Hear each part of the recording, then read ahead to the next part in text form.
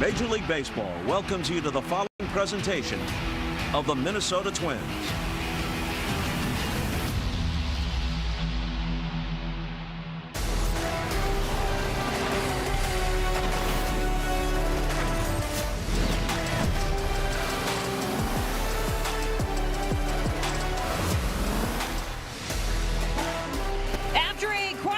At the plate, the Twins get another crack at the A's. You're watching Twins TV presented by Progressive as the series continues inside beautiful Target Field. With the loss last night, the Twins are now looking at a 4.5 game gap between them and the top of the AL Central standings. As for the wild card, it sits at 3, just behind the Mariners, who they will see to start next week's road trip. Hi, everyone. Welcome to beautiful Target Field. I'm Audra Martin. Well, last night was a tough one for the Twins. They really couldn't get much going offensively, held to just 2 hits, and they were shut out for the 3rd time this season. The good news, though, it is a brand new day, and it's a new lineup with red-hot Trevor Larnach leading things off once again. Larnach is coming off a really impressive series last couple days in Cleveland. In fact, he had hits in each one of those games, and now you look at a stretch of games where he has now put together numbers where he is having one of his best seasons of his career. In fact, right now he's hitting .294, and that is the 3rd best mark in the American League and 11th in all of baseball when it comes to hitters with at least 300 plate appearances. So no matter where he is in the lineup, he can do some damage, but when he's leading things off, he's just the kind of guy you want setting the tone. You know he's going to put up a good at-bat. I think I can count on one hand how many quick at-bats he's had this year where you're like, he didn't really put one together. I think pretty much every time he's up there, he's putting together a professional at-bat, and he's a professional hitter. So I think that's why he's in this clubhouse. He's a professional hitter, and he's really helped us. For the most part, he's swinging at strikes, he's taking the balls, and he's hitting it all on a line, which is very impressive, and that's like truly a professional hitter. You know, he's not trying to hit home runs. He's just going with the pitch. If it's away, he'll go away. If it's in, he'll go in and hit it back up the middle at any time too. So he's very impressive, man. I've watched him do this in the off seasons before, and it's finally coming into fruition for him, and it's a long time coming, man. He's been a great hitter for his whole life, and it's fun to watch.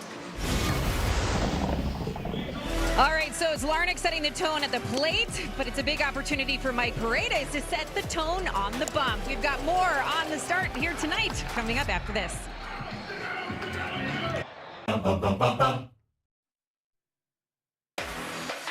Minnesota Twins baseball is presented by Progressive Insurance, a grand slam for your budget. Visit progressive.com. And by Ford. Visit local.ford.com or your local Northland Ford dealer today. Welcome back to Twins baseball here on Twins TV from Target Field tonight. It is Game 2 of this 3-game weekend series. Twins and the A's coming up once again tonight. Welcome back to the broadcast booth, everybody. Corey Provis alongside Pablo Lopez, Anthony Recker. Thank you so much for joining us. Twins losing last night 2-0, but Pablo tonight, they hand the ball to Mike Paredes, looking to get back in the win column here in Game 2. Yeah, we got Mike Paredes going out for his 6th start of the season, first one since July 3rd, and he has shown how versatile he can be, and on top of that versatility, he can give the Twins and the Twins bullpen good length, anywhere from 65 to 80 pitches. And last time out, Mike was able to give the Twins 3 innings out of the bullpen. We'll see how it maps out here tonight. And Anthony, speaking of the Twins bullpen, probably a few guys down here tonight in the pen for Game 2. Yeah, Pablo mentioned 65 to 70, 80 pitches, whatever that looks like. That means you're only getting through, 4 innings, ideally, maybe into a 5th, and then you got to go to that bullpen.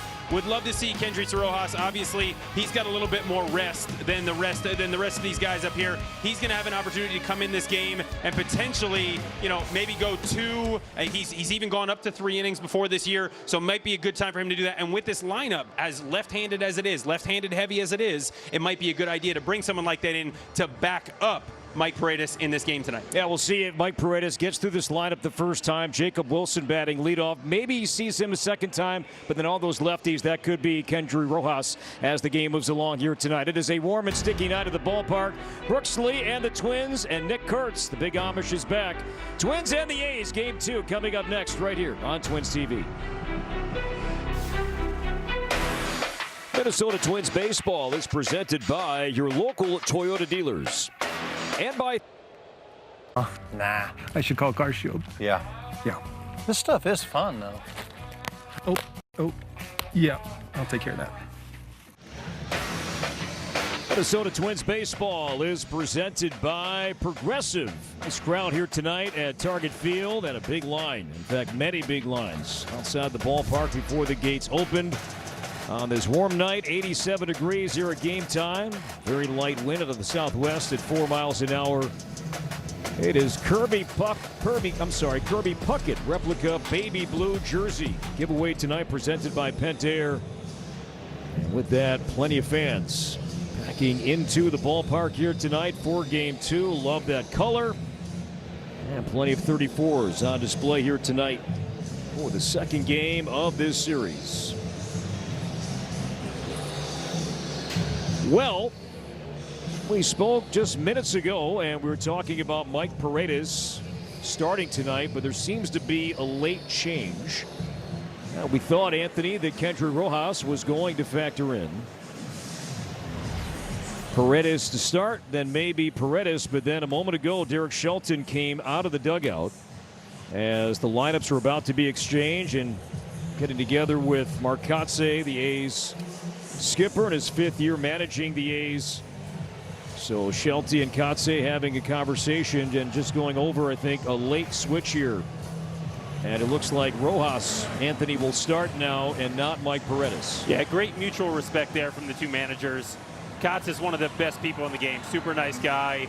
Obviously very understanding of the situation. You never want to get in a situation where you set up your entire lineup and your game plan for what you're going to do over the next 9 innings, and all of a sudden the opponent just decides to change it last second. Obviously, it doesn't look like that's the case. This is not just kind of a whim by the Twins here. You don't want to speculate. We don't know what happened, but Kendry Rojas will get the start. Look, it's a big opportunity for the young man. Sometimes you come into games like this, you don't know why or what's happening or why it happened so quickly, and you don't have time to prepare, but you also maybe don't have time to feel that pressure that a young guy might in a situation like this. Yeah, Pablo, did this ever happen to you any point of your career, and maybe injury or something else popped up when you were set to start?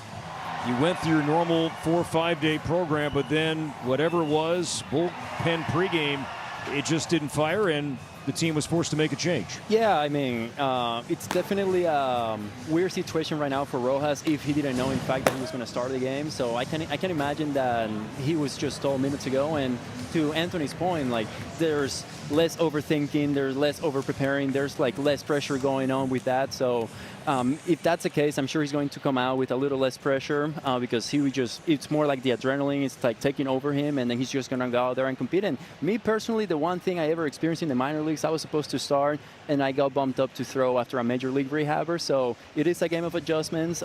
You may think you're starting, then you're going to come out of the pen, or sometimes you're coming out of the bullpen and then you're starting. But I'm excited to see what Kendry does with this impromptu decision.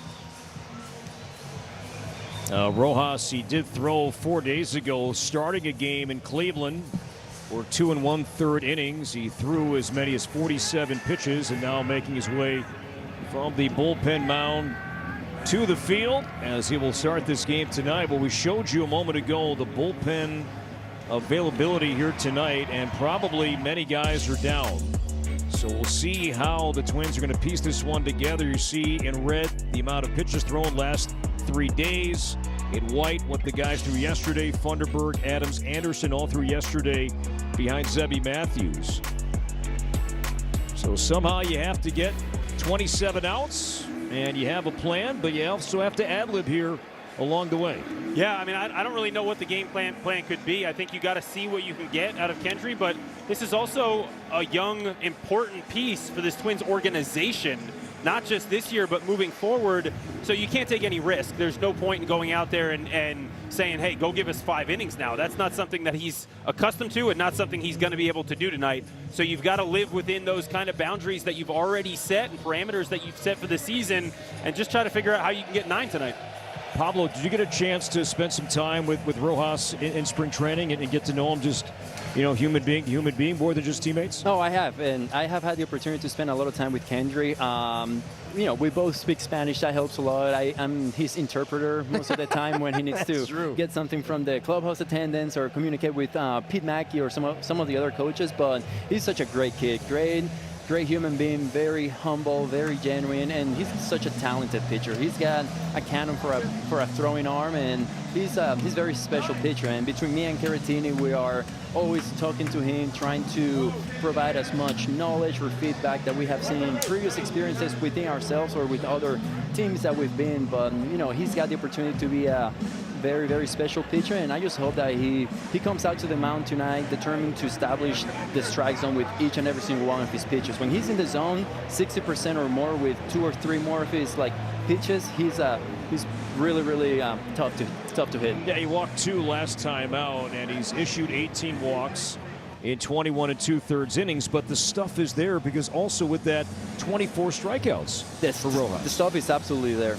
You have anywhere from 95 to 98 from the left side. You have a 92-mile-an-hour slider that looks like a fastball until it drops at the last end, and the changeup, I know that's the one that he's trying to get to be a little more consistent with, but when the changeup, he's got the conviction and he's got the arm speed to match his fastball arm speed, it just goes down, and all he has to do is show a couple times he can throw it for strikes and then expand right there, below the zone on the plate. Anthony, going back to your catching career, either minor leagues, big leagues, when you were working with a starter, especially a young arm, and command was the biggest thing holding him back, was there anything you could do in terms of where you would set up to try to help that teammate on a particular day, a particular night, just try to find the strike zone at a higher rate? I hoped that there was, because if there wasn't, it was going to be a long night. But I would certainly try. I would do my best to figure out, how these guys tick, what makes them go, what's their reset button when they're out there on the mound. Is it throwing a couple curveballs and feeling the spin? Is it trying to get that fastball to go to their glove side? What is it that gets them back right and figuring out how to get them back in the zone? And sometimes for a young guy, especially with a guy like him with explosive stuff, it's really just getting them in the zone. How do I get you in the zone? Do I need to set that target a little higher? Do I need to set that target a little bit more middle? What can I do really, in my positioning, the way that I call this game to try to lock you in and get you into this strike zone so that we can attack these hitters? Because to Pablo's point, when you've got the stuff that Kendry does, and he's got tremendous stuff, it's not necessarily, you don't have to be perfect with every pitch. No, he doesn't have a huge differentiation in between his fastball and his off-speed pitches, his breaking ball or his changeup. But as long as he can stick around the zone and make these guys think, okay, I got to be aggressive tonight, that's when he can start to expand and really get some swing and miss. Kendry's role model and his idol, Aroldis Chapman. And Pablo, you were with me when we were kind of going down memory lane in Boston. And that's when Kendry opened up about the relationship he's had with Aroldis Chapman, going back to Kendry's uncle played professionally with Aroldis growing up in Cuba. And Taylor Rogers was telling me that if you look at some recent seasons with Aroldis Chapman, and before he went to Boston, Chapman now in his 2nd year going to Boston, there were a couple of seasons there with Pittsburgh, Kansas City, even Texas, where Chapman's walk rate was higher than people might think. But then when he went to Boston, going back to last year, an adjustment that the Red Sox made with where the catcher has been setting up with Chapman on the corners. And with that, strikeout rate remains elite, but the walk rate has come down just based on where the catcher is now setting up for. So they have the catcher going to the corners, probably to try to get him to narrow his focus. So, right, it's aim small, miss small. That's the idea. And so sometimes guys need that as well as their way to get them locked back in on the strike zone. So Rojas and the Twins taking the field here tonight on Kirby Puckett replica jersey giveaway night, looking for win number 52 on the season, and looking to snap a 5-game losing streak against the A's, who have not won a series, by the way, in more than a month. As we take a look at the A's batting order, brought to you by Ford, a team that away from their home park in Sacramento is scoring fewer than 4 runs per game, at home scoring more than 5 runs per game. Jacob Wilson back at the top, but Nick Kurtz is off the IL and ready to go tonight. The All-Star will DH here for Game 2. Tyler Soderstrom hitting .333 out of the All-Star break. Jonah Heim having a great run as an A with Tommy White, Donovan Walton, Jeff McNeil, Lawrence Butler, and Henry Bolte rounding out the 9 for the A's. And that's what Rojas will see tonight. Pablo, you take a look at his season numbers. They're brought to you by CarShield. Yeah, we mentioned the versatility between Paredes and now Rojas. You have the games, the starts, and he's shown the same thing. Versatile. He's got the durability to give enough length. And the one thing he has been dealing with is, like, I know he's been having like nail issues in the last couple of games. So looking that nail can withstand the amount of pressure he puts on his off-speed stuff. You know, what pitch in particular will be worth watching tonight, considering the nail that did pop up last time out in Cleveland? Slider and sinker. I think just the way he grips those seams so hard, and like the angle of the baseball, I think the combination of the pressure and the release of the seams and the baseball like puts the extra pressure between the nails and that little soft skin underneath your nail. Is it the middle finger then that he's feeling some of that on? Yeah, middle finger. And I went through that in 2023 and 2024. Yeah. So it's a balance of, you know, finding the right length of your nail, finding the right nail salon to go to. Yep. It's a balance of finding what works for you.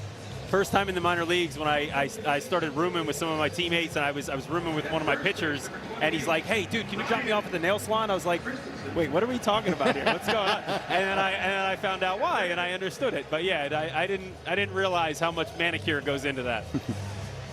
Let's take a look at the Twins defensively behind Rojas here for Game 2 of this series. Lewis, Clemens, Kreidler, Lee around the infield. Rodin, Buxton, and Larnach back in the leadoff spot where he has thrived.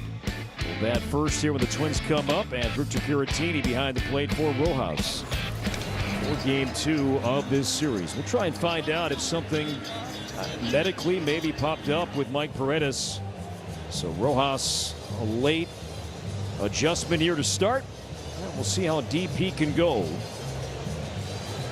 as he will see plenty of lefties. But first, the righty Jacob Wilson, whose 10-game hitting streak ended yesterday with 0 for 4. He, along with many in this A's lineup, they swing early.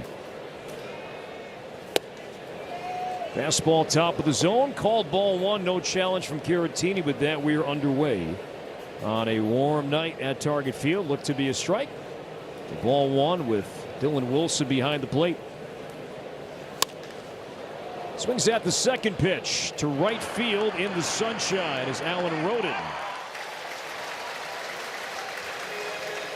So one away, and now here comes Nick Kurtz. And Pablo, here's the guy. If you're on the mound, this is as tough as they come in the game. One of the game's elite sluggers. Absolutely. The combination of the slugging percentage plus the control of the zone makes Nick Kurtz like a really challenging guy when he's on the plate. You know, he's going to force you to come in and show him that you can establish your stuff in the zone. Very disciplined, and I mean, he had that streak of like 36 games in a row with a walk or something. So he's going to force you to bring your best stuff in the zone or close to it.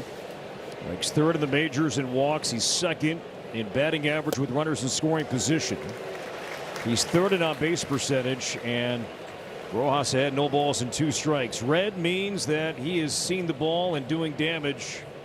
So you see where Rojas has gone and where he would like to go here tonight. Yeah, he just went to that low and away corner with the slider, which was really good and tight. So I'm sure like they're going to use that away corner with both the 4-seam up away and maybe that slider down and away. Nick Kurtz, 6'5", 240, a first-round pick out of Wake Forest in 2024. And debuted last year, was the American League Rookie of the Year. A first-time All-Star this season. Did not play in the game because of his thumb injury. As Rojas misses down low, and Caratini will challenge. Automated balls and strikes are powered by T-Mobile. Look to be low. And the Twins are down to 1 challenge. You can tell right there. Minnesota has 1 challenge remaining. You can tell right there, based off the face Caratini made, that Kurtz told him, "You're going to lose this one. You're going to lose this one." And yeah, he cut. Oh, okay, all right, I'll take it. I'll take it. Caratini challenges often, but loses this one here. Now 2-2 from Kendry Rojas. This is tapped foul. Got to remember that that's a tall drink of water right there at the plate. That's not. That's a good 6'6", 6'7" right there. That's a big boy at the plate.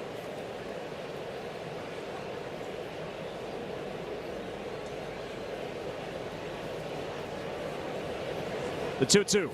Hey, He struck him out. Challenged in Pablo, 97. 97, top rail, kind of like getting close to that top away corner that we were just talking about, and you love to see that after a couple of really good sliders too. So have to respect the off speed, and then obviously you have to respect the hard hitter at 97, top of the zone from the left side. So 2 up, 2 down for Rojas, and now Tyler Soderstrom. 1 for 3 last night with an RBI. And a 2-0 A's win. Tried the corner and did not get the call, ball 1. Looked like Vic might have been thinking about that one as well, and it was pretty darn close. I think he might have won that one had he gone for it. Soderstrom, lefty on left, is hitting .214. Of his 16 home runs, 6 have come of left-handed pitching. Like many in this A's lineup, homegrown, first-round pick in 2020. I'll get foul 1 and 2. And homegrown because he's also born not far from Oakland, California. Turlock, California, kind of Central California. Central Valley, I should say, kind of near Modesto, and that's not far. So he was a big prospect when he was drafted. He was a catcher actually when he was drafted, so versatile kid.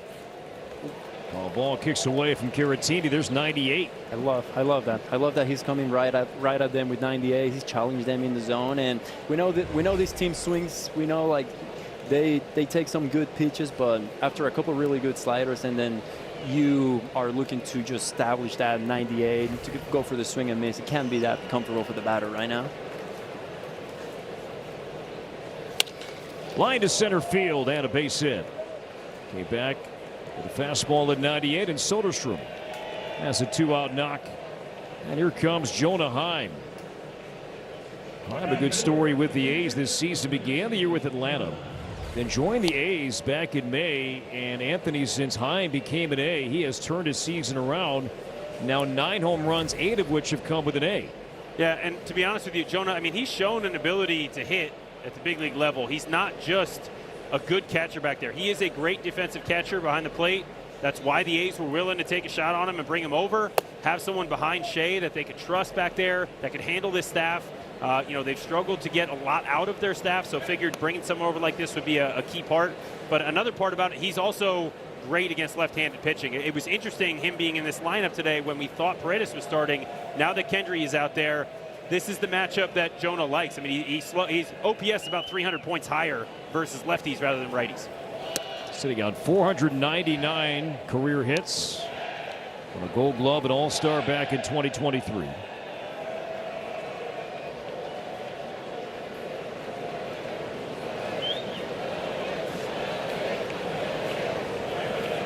Now the 2-0 from Kendry. There's strike 1.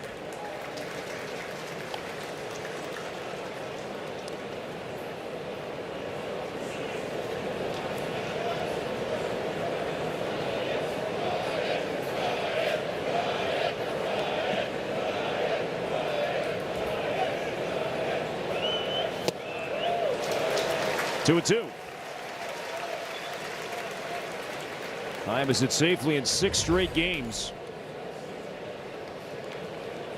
Challenge pitch in a 2-1 count.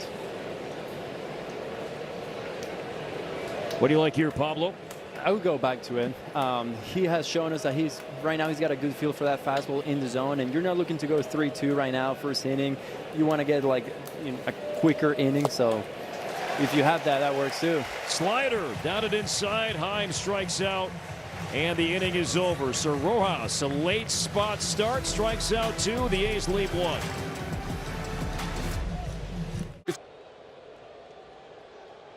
Pizza Hut. Nice job, Kendry Rojas. 2 strikeouts, a Soderstrom single, but the A's do not score. Derek Shelton and the Twins exactly even at home. 26 wins, 26 losses. They've also scored the same amount of runs as they have allowed. 236 to 236. Yeah, the Twins batting order tonight. Trevor Larnach back in the leadoff spot tonight. He's been fantastic in the #1 spot. Byron Buxton, Cody Clemens, Josh Bell, Louis Caratini, Roden Lee, and Ryan Kreidler on National Ryan Day and Night. Bats 9th. And a bullpen day here for the A's. Brady Basso, first pitch. And retires Trevor Larnach, and a ground ball out to second. So one pitch, one swing, and one away. And we'll see how the A's, Anthony, piece this one together tonight. Yeah, look, you got Brady Basso on the mound. He has struggled a little bit this year. His walks are way down from last year, but he's gotten hit really hard. You'll see a lot of four seams. He'll use a lot of cutters, too, particularly the lefties, which tells me it's probably more of a slider than it is a cutter. A couple of curves, a sinker, and a changeup from time to time. Good pass there from Byron Buxton. 1-1 count on Byron. 0 for 3 last night. Was hit by a pitch. 25 home runs, fourth most in the American League. Eighth game for Basso. Check swing and no swings. It's Chad Fairchild over at first base. All right, Pablo, did Byron go? He did not. No, he didn't. Is that because he's your teammate, or are you okay? I'm just making sure, because pitchers have a interesting, perspective of swings. That would have been Jacob Wilson. Yeah, he did. But Jonah Heim will need a moment. So take our word for it. If you missed it, he'll need some time. Got to take a couple deep breaths after that one. There's not much else you can do. Deep breaths, deep breaths. All right, you know what? Let's just get out of it. Let's just keep moving, because the faster this thing keeps going, the faster I'm done and I can get out of here and get some rest after that one. So 1-2 the count on Buxton. Cody Clemens on deck. Facing Brady Basso. And struck him out. High fastball at 93. So 2 up, 2 down, and here comes Cody. Not a whole lot of run on his four seam. He actually almost gets a little bit of a cut action on it. You could see that on the side of the ball. That rotation almost looks like he gets a little bit of cut action on that four seam. Keeps it up and obviously out of the zone. Buck can't catch up to it. 0-1 on Cody Clemens. 18 homers, one shy of his career high that he set last season.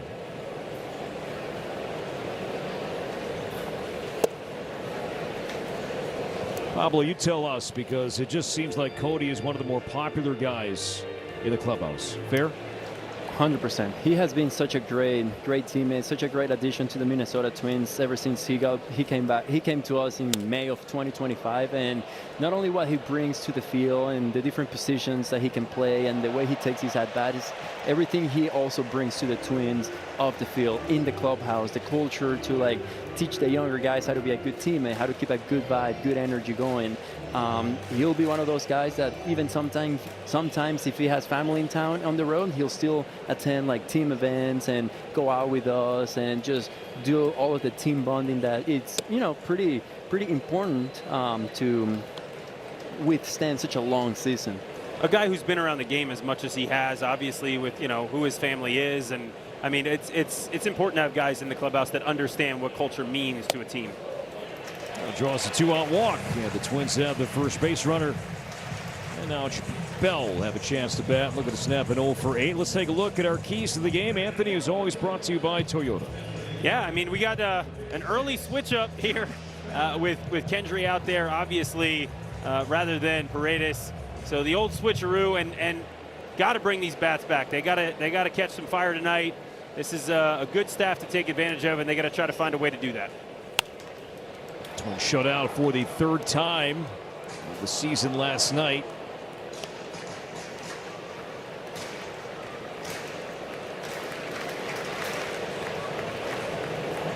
Bell leads the Twins with 62 RBI. He's one shy of matching his season total from a year ago.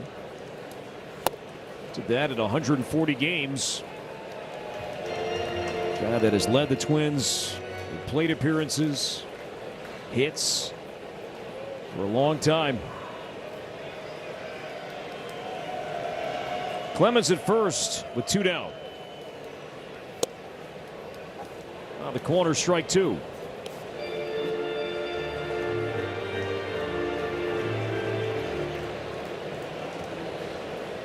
Basso hasn't thrown more than 2 innings in a big league game this season. And a breaking ball missing down low. Good take. So you're saying we've got bullpen on bullpen tonight? Yeah, this is going to be quite the bullpen night. That's a great take. It's a big league take. That absolutely is, because that curveball was in the zone a long time. Clemens takes off, chopped to third, and that's a fair ball. Behind the bag is White, and he throws out Bell. And the inning is over. Twins lead 1, no score. Zone. The Twins go back to work with Kendry Rojas out on the mound. Now, the Twins came into this series with Joe Ryan slated to make the start tomorrow for the finale, but that's no longer the case with our Postman Law injury update. Tomorrow was already going to be an extra day of rest for Joe, but Derek Shelton said that he's been dealing with a little bit of general arm fatigue. So with the day off on Monday, it just made sense to give him a little extra time. He did throw a bullpen today, and he said he felt good and, quote, has zero concerns about this becoming a bigger issue. So it's looking like he will pitch against Kansas City. No set game right now because he did throw that bullpen here today. But Connor Prelip now is likely to be the starter for tomorrow's finale, guys. All right, Audra, thank you very much. I know there are thousands at the ballpark tonight on National Ryan Night that are bummed that Joe Ryan is not pitching tonight. But things happen. 162 game season, you're bound to have a lot of things happen throughout the course of that time, and you got to be able to roll with the punches. I'll tell you that. I mean, I can't wait for Ryan Kreidler's at bat. I think he's going to get the biggest hand of anyone. Tommy White was a tough out last night. He grounds out to Cody Clemens. So 1 away here in the A's second. Now Donovan Walton 0 for 1 last night with a walk and a run. Walton, drafted by Seattle in 2016, was claimed off waivers by the A's, was in camp with the Angels this year. Former teammate of mine. 2017 Modesto Nuts, California League. Modesto Nuts. With Seattle? Seattle. California League champions, 2017. Oh, wow. Dropping the champions on us. I love it. Who else was on that team that's now in the big leagues? Kyle Lewis, who won Rookie of the Year in 2020 with the D-backs, was on that team. Nick Neidern, who made his debut with the Marlins when I was there also in 2020, was in that team.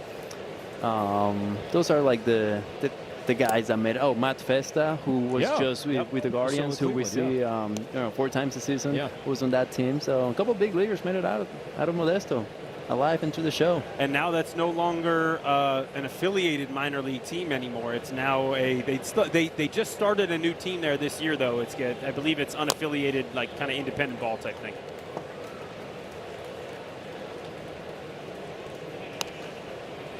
Two balls and 2 strikes on Walton with Jeff McNeil on deck.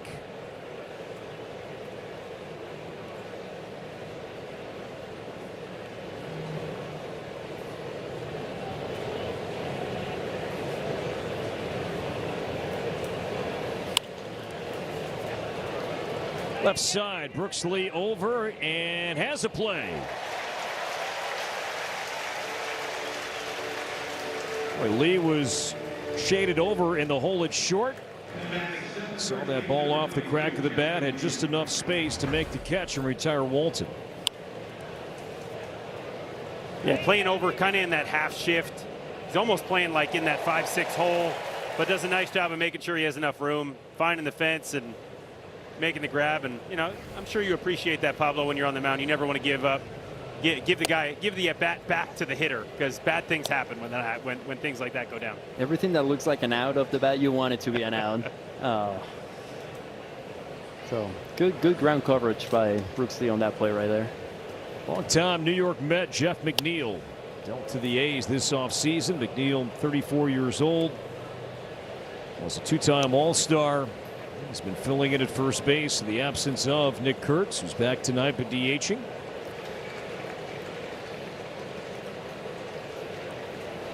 0-2 on McNeil. He struck him out. That fastball has some good life tonight.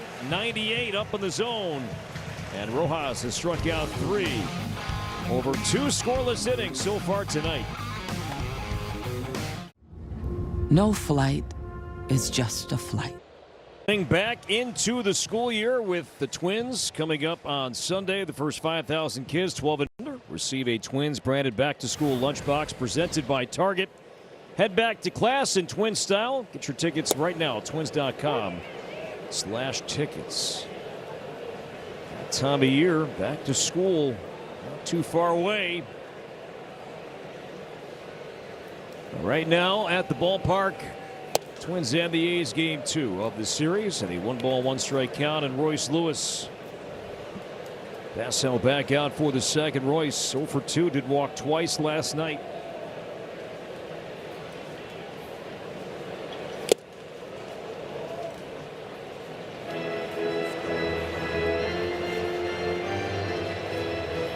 Just a couple of days ago, the Twins saw plenty of velocity with Gavin Williams and that great Cleveland pen.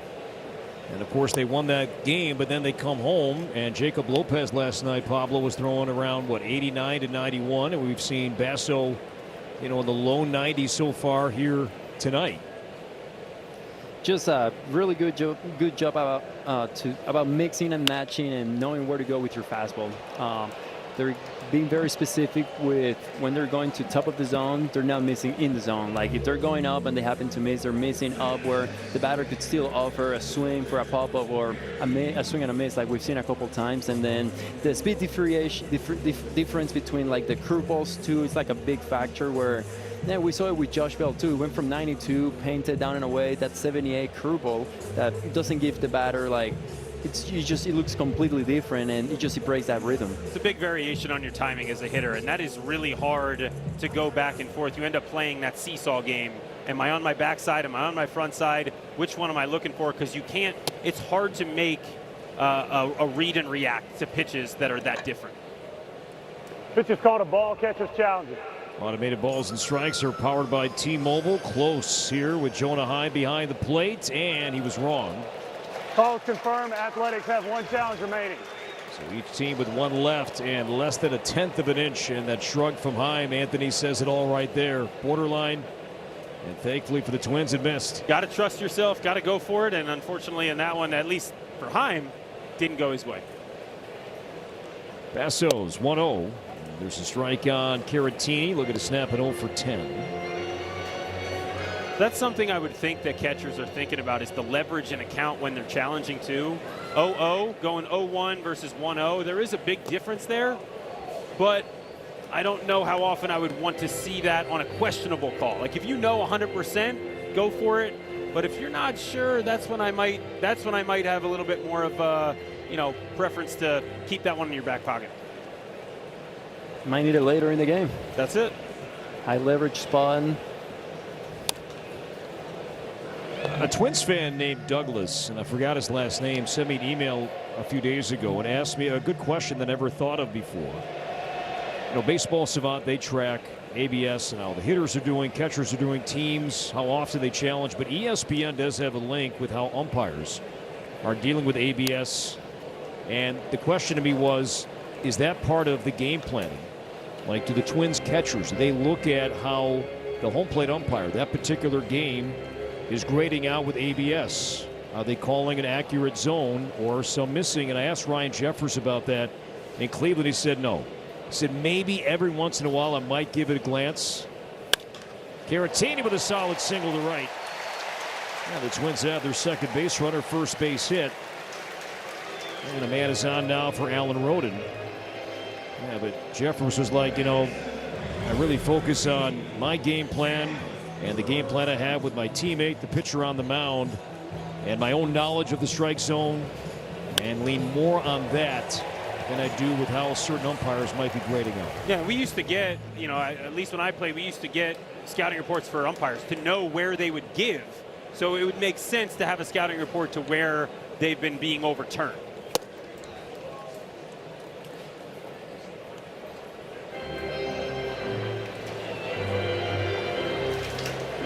Alan Roden, 11 games with the Twins this season. 4 walks, 4 strikeouts.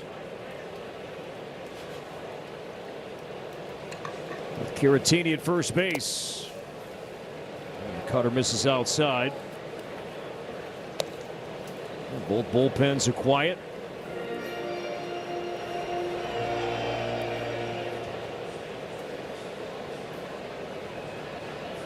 So making his first start this season. His 8th appearance with the A's. It's fouled back. Well, last time we saw Alan Roden came up with a huge swing going back to Thursday in Cleveland. And Kate Smith on the mound. Twins were down by 1, and right off the bench, Roden Pablo tied the game.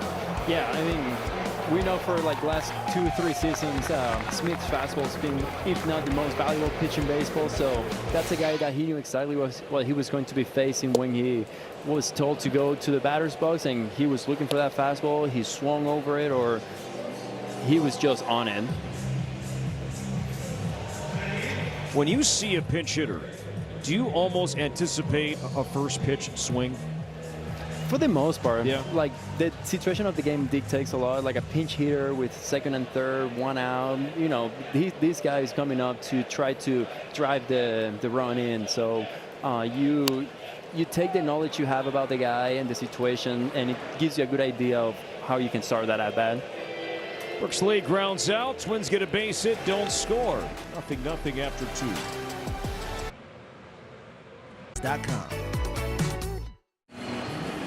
Still no score between the Twins and the A's. Quick update on Mike Paredes to bring you. The Twins say he left this one with a left oblique strain that he suffered while warming up in the bullpen prior to tonight's game. So again, a left oblique strain. You guys will get more details, obviously, from Derek Shelton after the game wraps up. All right, Audra, thank you for your hard work and tracking down the injury to Mike Paredes. And hence, Kendry Rojas probably was going to piggyback in some way behind Paredes here tonight. Instead, starting. So far, so good. 2 innings. He has struck out 3, no runs on 1 hit. Henry Bolte in center field tonight. Was in center last night. Hit 9th last night, 8th here tonight. He has great speed. It's a 2nd-round pick in 2022. That's fouled back. Let's go back and, Mike Paredes, he was warming up, but in the bullpen, something just went wrong and began to stretch. And then Shelty came out when he found out that Paredes will not be able to go. Let Marcotte know that it's going to be the lefty Rojas instead.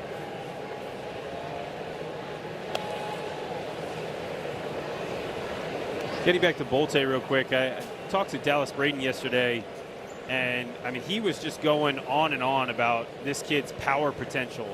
It shows up in BP. It just hasn't shown up in the games yet. So as you mentioned, as that one goes foul, a kid who has tremendous speed, can play great defense out there in the outfield, but also eventually has the opportunity to grow into what really is some true raw power as well. Hit 9 home runs across the minor leagues a season ago, but an OPS over 800. Now 3-2 on Bolte with Lawrence Butler on deck. Sometimes it just takes some time to develop power in game. You got to figure out what pitches you're looking for and how to attack them, how to elevate the baseball. It's not something that always comes easily or quickly for these young kids coming up to the big leagues. And missed away ball 4. The first walk from Rojas, and the leadoff man, and good speed, is on base to begin the A's 3rd. Yeah, I'm sure as they also start figuring out how opposing pitchers are also throwing to them and how they're putting them away, then that's just when you get your first wave of adjustments, whether it's to your approach, to your plan, or just the way that you are tracking pitches and the swing decisions you're making. The chess game that is the big leagues is fantastic. That's what makes this game so much fun to watch. Butler bunts. Here comes Brooks Lee. He'll pick it and throw out the runner. And nice job across the way, Cody Clemens. Anthony, you saw the same thing I did. Yep. And also Ryan Kreidler hustling over and noticing that third base was vacant. Get over there, cover the bag, and Kreidler did. Yeah, I mean, as a catcher too, you tend to see this happening before your eyes. Brooks comes and makes that play, and there's nobody coming over to third. Usually I would tell my pitcher to keep going, keep going. He doesn't. Kreidler does a great job of understanding that, seeing it, and leaving second base because there's no point in him standing there at that point. So sacrifice for Butler, and now Jacob Wilson. Flight out to right to begin the game. Wilson now 64 games this season, missing time earlier with a hand injury, also a shoulder injury as a first-round pick and an all-star a season ago.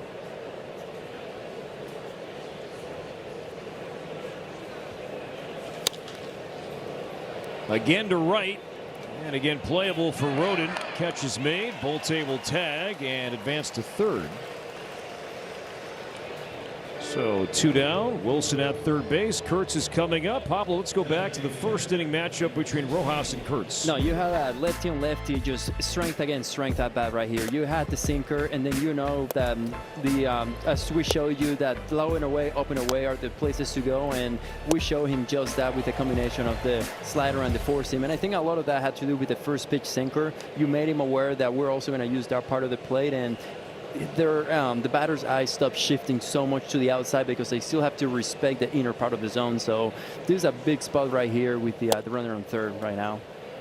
Kurtz has been among the best in the game with runners in scoring position, hitting .403 in situations like this.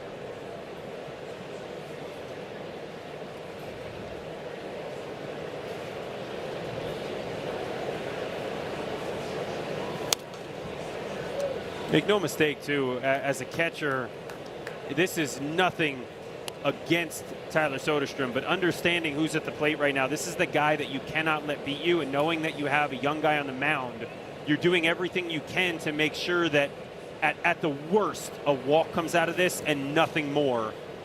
If he wants to fish for some pitches out of the zone, fine, but that's what I'm trying to do.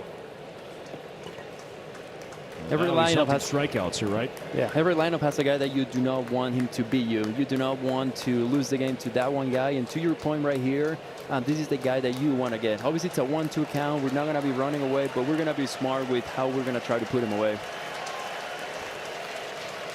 1-2 on Kurtz. Caratini sets up over the outer half. And paints at 97. Kendry Rojas looking great so far tonight. He has struck out 4 over 3 scoreless innings and throwing accurately and throwing hard. Only at Applebee's. No score. It is National Ryan Day, and Ryan Kreidler is about to bat, and he's going to get a big hand, I think. Ryan Kreidler.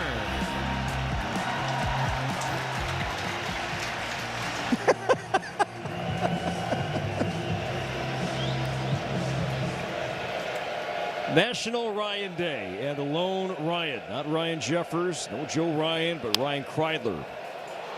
To the right field corner, slicing and landing fair. Automatic double, and the crowd's going crazy.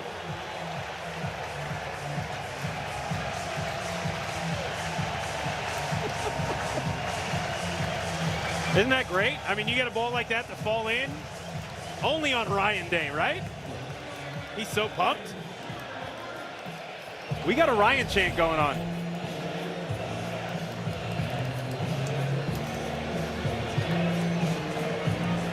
Lets that ball travel, not afraid to let it get deep, and just shoots it down the right field line. He wants that ball ending at 0 for 17, and that ball ending up in the section that was so fun in the past for Pablo Knights. When he had all the Pablo jerseys down the right field line with the Venezuelan colors, and that ball landing in that spot. There's 2 of them right there. Yeah, there we go. I miss pitching. I can't wait to do it again. You'll be back out there soon, Pablo. We can't wait to see it either, I'll tell you that.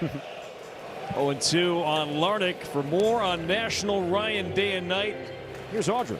Yeah, guys, that has to feel awesome for Ryan Kreidler, because when I was talking to him about this Ryan get-together tonight, he said, I better come up big and give them something to cheer about. He certainly delivered. But as I was looking into this whole outing, it started 3 years ago. There was a guy in New York who sent out a flyer, posted flyers everywhere and said, hey, we need to get some Ryans together. Well, it blew up and turned into a real thing, because last year they held the Ryan outing in Colorado, catch a Rockies game, and then they picked that they would shift things over to Target Field this year. So who knows where they will end up next year, but it's become a big event. And it got me thinking, I wonder how many Ryans have ever played for the Twins.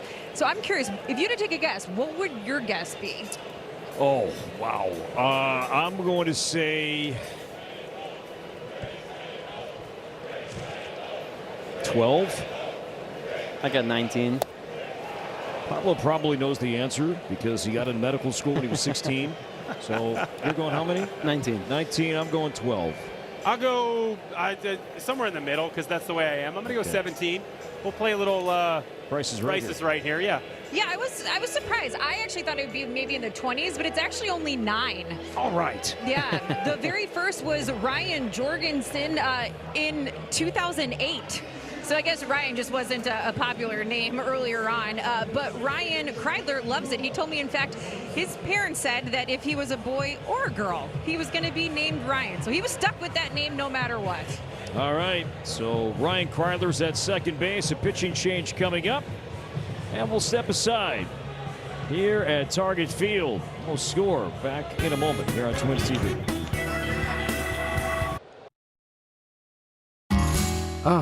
You shouldn't have to do all that just to thaw my thick, delicious insides. Come on. Under a cat? Under a human? You said you liked it down there. Whoa, crust, please.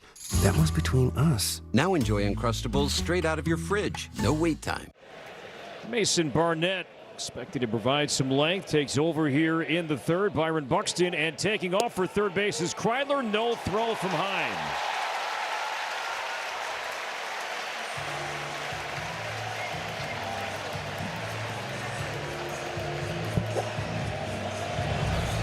It's a really good job of understanding who came in the game, having a scouting report on him, and knowing that if he comes into a situation, he may not be as alert of base runners as some others, and taking advantage of that. Infield in, first stolen base for Kreidler. Buxton could not hold back. One around, and it's 0-2. Obviously a huge bag, too, because now you get that less than 2 outs runner on third situation. But as a hitter, I mean, you dream of those, you love those, and you want to come through for your team in these situations. Infield in now, any ball to the outfield gets him in, and any hard hit ball, usually will get him in. Barnett goes upstairs at 97 and strikes out Buxton. So 2 down, and it's up to Cody Clemens. Second time we've seen Buck go out of the zone up tonight for strike 3, and I'm sure he's disappointed in himself right there, but he's looking for a pitch up to elevate it to drive out to the outfield to try to get that run in. Barnett knows that, climbs the ladder a little bit more, and gets the swing and miss.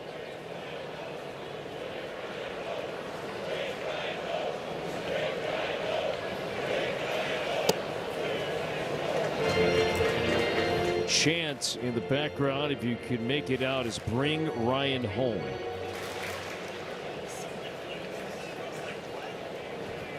All for that.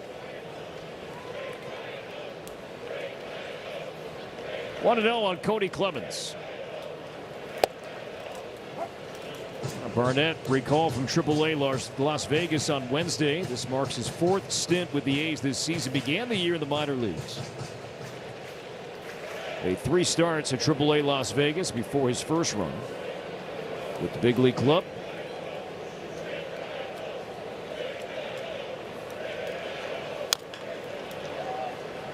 One and 2.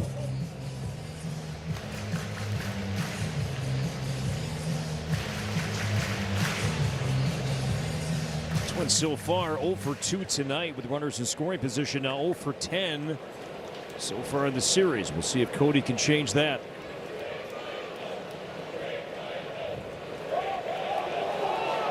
Twins dugout, they're screaming for a balk, and Bill Miller at second base is saying no.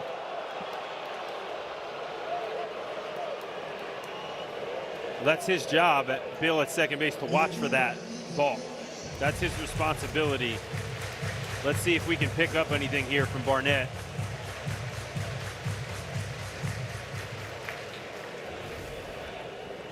Anything, Pablo? It looked okay to me. I think he stepped off before any suspicious movements. But once you hear someone yelling balk, then you start looking for something. So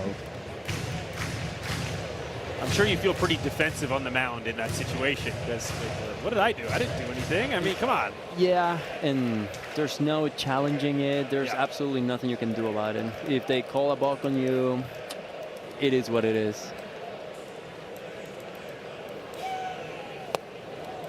Saw that the other day in the Yankee game where Garrett Cole got called for a balk because he stepped off because he noticed that the pitch clock stopped working. It shut off. Yeah. And he stepped off, and then second base umpire Laz Diaz called a balk on him.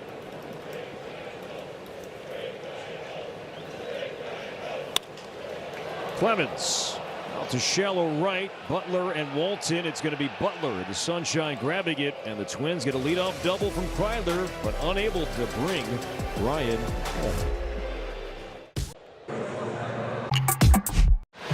Welcome back. Your ticket to summer awaits with 4 tickets for just $40. Nothing says summer like a day here at beautiful Target Field. Soak up the sun, watch your favorite team, and cheer on the Twins.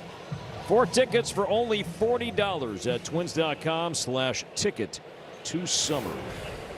Back with Pablo Lopez, Anthony Recker, Audra Martin, Corey Provis tonight for the Dick Bramer TV booth. Producer Rick Palermo, director Jordan Austin. A tremendous Twins TV team. Katie Storm as well. We thank you for letting us be a part of your plans on this Saturday night. Twins haven't scored a run yet in this series. Kendry Rojas beginning the 4th. And Pablo, so far so good for Kendry in this spot start. I really like what Kendry has been showing us today. He has not been afraid to come after guys with the fastball, and once he's ahead with the fastball, he can do things like that with the slider that it looks like a fastball until it tells enough to the glove side where batters are missing it by, a couple inches here and there. So really encouraged, and I know Caratini has made it a priority to talk a lot with Kendry that you put yourself in the best position by being in the zone, and I know Caratini is having good conversations with him in between innings to stay aggressive in the zone. So 1 away as Soderstrom grounds out. Let's take a closer look at Kendry so far tonight. Yeah, that fastball's been electric. The fastball's been electric to the lefties. You see the back foot slider, and I think he's got a different look to him today. He seems in control. He's got a good rhythm. He's feeling himself. So I really enjoy what he's showing us. And I think we're getting to see, like small portion, small factor of like the kind of pitcher that he can be if he develops this consistency. You can see the strike percentage at 66% right now, and the goal for him, I would say, was in the 60s. So anything after that just becomes pure domination.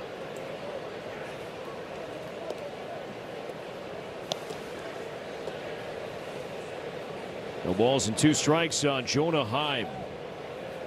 Sitting on 499 career base hits. 48 pitches for Rojas. He's thrown 32 strikes. 1 walk. He has struck out 4. And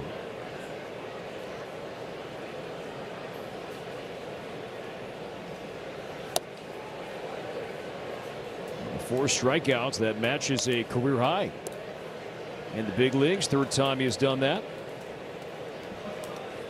I'm seeing him start to miss a little bit arm side, up and arm side over the last couple innings. Definitely, he's only gone more than 3 innings 4 times this year, minor leagues and big leagues combined. Only 4 innings is his max that he's gone all year. So I wouldn't expect him to go more than this inning, and I certainly am a little surprised, honestly, to see him out there. I would expect the Twins to start getting somebody up if there is a base runner that reaches at some point in this inning. 2-2 on Heim. Popped up right side. Royce Lewis with room. 2 down. So, Corey, you are a broadcaster extraordinaire. You're really good at what you do. How would you describe Blaze? I feel like I'm walking into a place that I've known these people my whole life. Two down for Tommy White. In his rookie season, second-round pick out of both NC State and LSU in 2024. Was a teammate of Paul Skeens, national champion LSU team a couple of years ago. But here's a guy that set all sorts of collegiate home run records. Huge power during his collegiate career. Began the season at AA, performed well there, went to AAA, and now in his 7th major league game.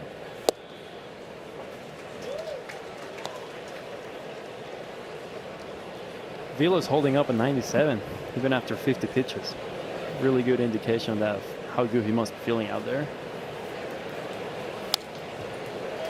Well, we talked about this a little bit early in the broadcast about, I think it was actually before the game started, you know, just the ability to go out there and not have to think before you go out there. I mean, his game plan for today, he probably knew he was going to pitch at some point, so I'm sure he thought about these hitters and what he was going to do, but probably didn't have to cram as much in before the game, especially right before he went out there. So kind of went out there with more of a free mind and just really, okay, I got to get myself loose, ready, and then attack these guys, because I don't really know exactly what I want to do from pitch to pitch as I go through this A's lineup once, maybe twice. Everything just simplifies so much. Yep. Like you said, there's no overthinking, there's no like putting too much information in your brain, and there's also the factor like, okay, like I need to get ready soon, so I'm going to trust my catcher even more. So every pitch that Victor Caratini is calling tonight, you know that Rojas is just convinced, like, I may not have any other information to maybe shake what Vic is suggesting right now, so I'm just going to go for it, and I'm going to throw it convicted. Like, they're giving me the baseball right now to go at it, and I'm going to go with my best stuff right now. So so those two have a really good relation that continues to build into, you know, blooming also into like a friendship. And that Mount VC right there, you saw like the fastball missing arm side big, which has been a common miss in the few fastballs he's thrown this inning. So that's a good Mount VC right there to like, hey, we're cruising, you're showing good stuff. You don't have to do anything different. You don't have to overthrow your fastball. You don't have to change a thing. Just like trust me and execute with a good pitch. Exactly. So Rogers starting to warm up. Base is empty, 2 down, the 2-2. He struck him out. And Tommy White strikes out for the first time in his big league career. Kendry Rojas, a new career best, 5 strikeouts through 4 scoreless innings. Twins coming up with Bell, Lewis, and Caratini. No score, but first we keep it here for tonight's Twins Insider. And for more on that, here's Audrey. Well, Corey, we all know that players sign hundreds of autographs over the course of a season. But earlier today, for the 2nd straight year, the Twins flipped the script, because today the players are the ones collecting autographs from a group of young kids who are the real MVPs here at the ballpark.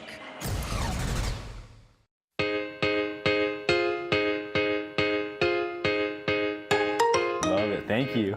This is the 2nd annual reverse signing with Gillette Hospital, and we're doing it for the Minnesota Twins. So there's a lot of great kids here and all their family members, and we have players cycling through and getting some cards from the kids. Can you sign your card for me?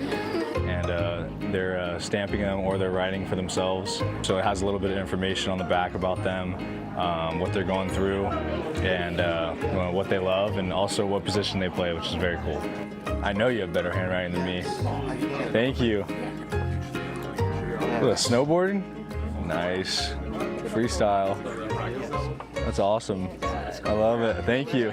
That's the most important thing in our lives, I think. You know, there's kids that are battling every single day with different conditions, and it's just very important to make them feel seen and know that their fight is worth it, and you know, we're here for them.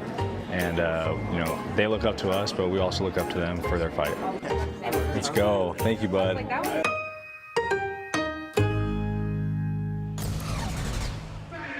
Such a great event here at Target Field. Derek Shelton was there collecting autographs as well. He had all of those cards spread out on his desk as we walked in to do his pregame media session, and he said an event like that really puts things in perspective. Just to see their energy and their positivity reminds you of what is really important in life, guys. Audra, great job with that, and Brooks Lee, job well done, really spearheading that wonderful event. Now back-to-back years. As Josh Bell grounds out to Walton and one away. And really great job, you know, Pablo from Brooks and all you guys in the clubhouse. And The partnership the Twins have had with Gillette Children's Specialty Healthcare goes back many, many years. It's such a great group filled with incredible human beings, from the doctors to the nursing staff to the patients and their families, and just a wonderful event that the players took part in today.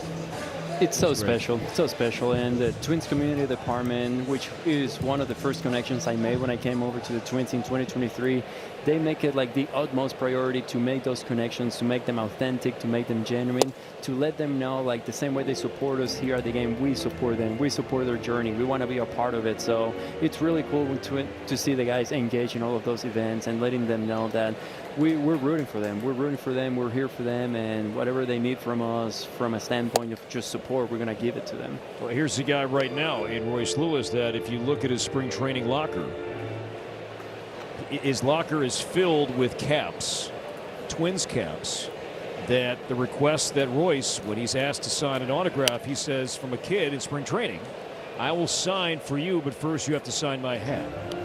And Royce in his locker, as camp starts, as camp moves along, he'll have, you name it, countless hats inside that locker filled with signatures from kids that he says, I'll sign for you, but first you sign for me. That's so cool. I wish I could see the reaction of the kids when Royce offers them that deal, and it would be funny to see an 8-year-old kid trying to figure out an autograph, a signature in the spot. So I do wonder what they look like too. 2-2 the count on Royce. With 1 out, no score, bottom 4. Barnett. Good eye there from Lewis. Walk rate climbing, strikeout rate dropping.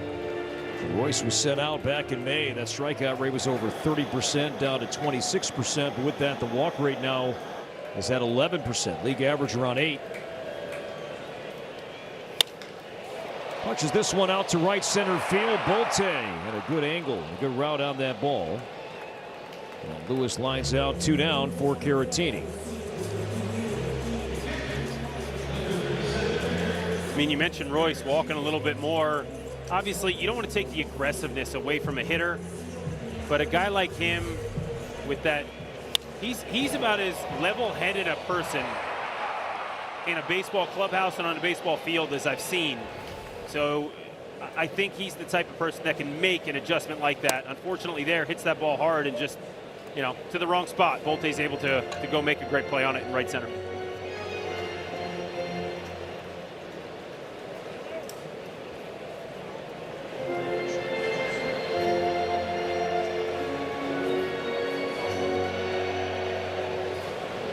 Now Taylor Rogers, indeed.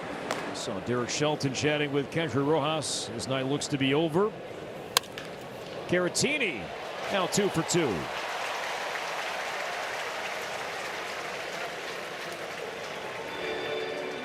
Twins have 3 hits, and Caratini has 2 of the 3 base hits tonight. It's got to feel so good being a switch hitter. Your first 2 at-bats, you get a knock from each side of the plate. It's incredible that these guys can do that at this level. Hit from either side, because I'll tell you what, it's hard enough to hit from one side. I can tell you that from experience.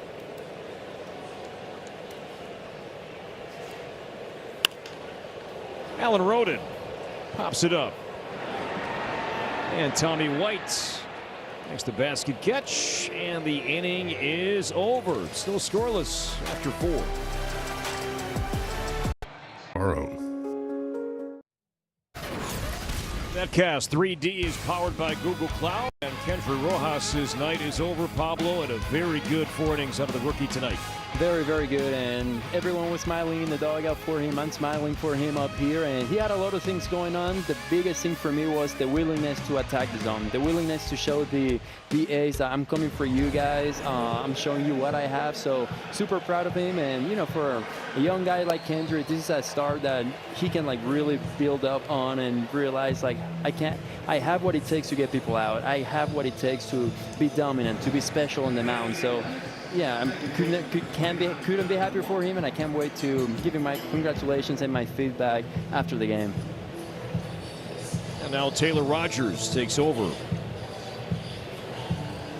for the Twins. So we go from a rookie to a guy that reached 10 years of Major League service time. earlier in the season. All-star for the Twins, and strike one on Donovan Walton. Walton, McNeil, and Bolte. So 2 lefties and a righty. Behind first base, nice pick by Royce, and feeds Rogers.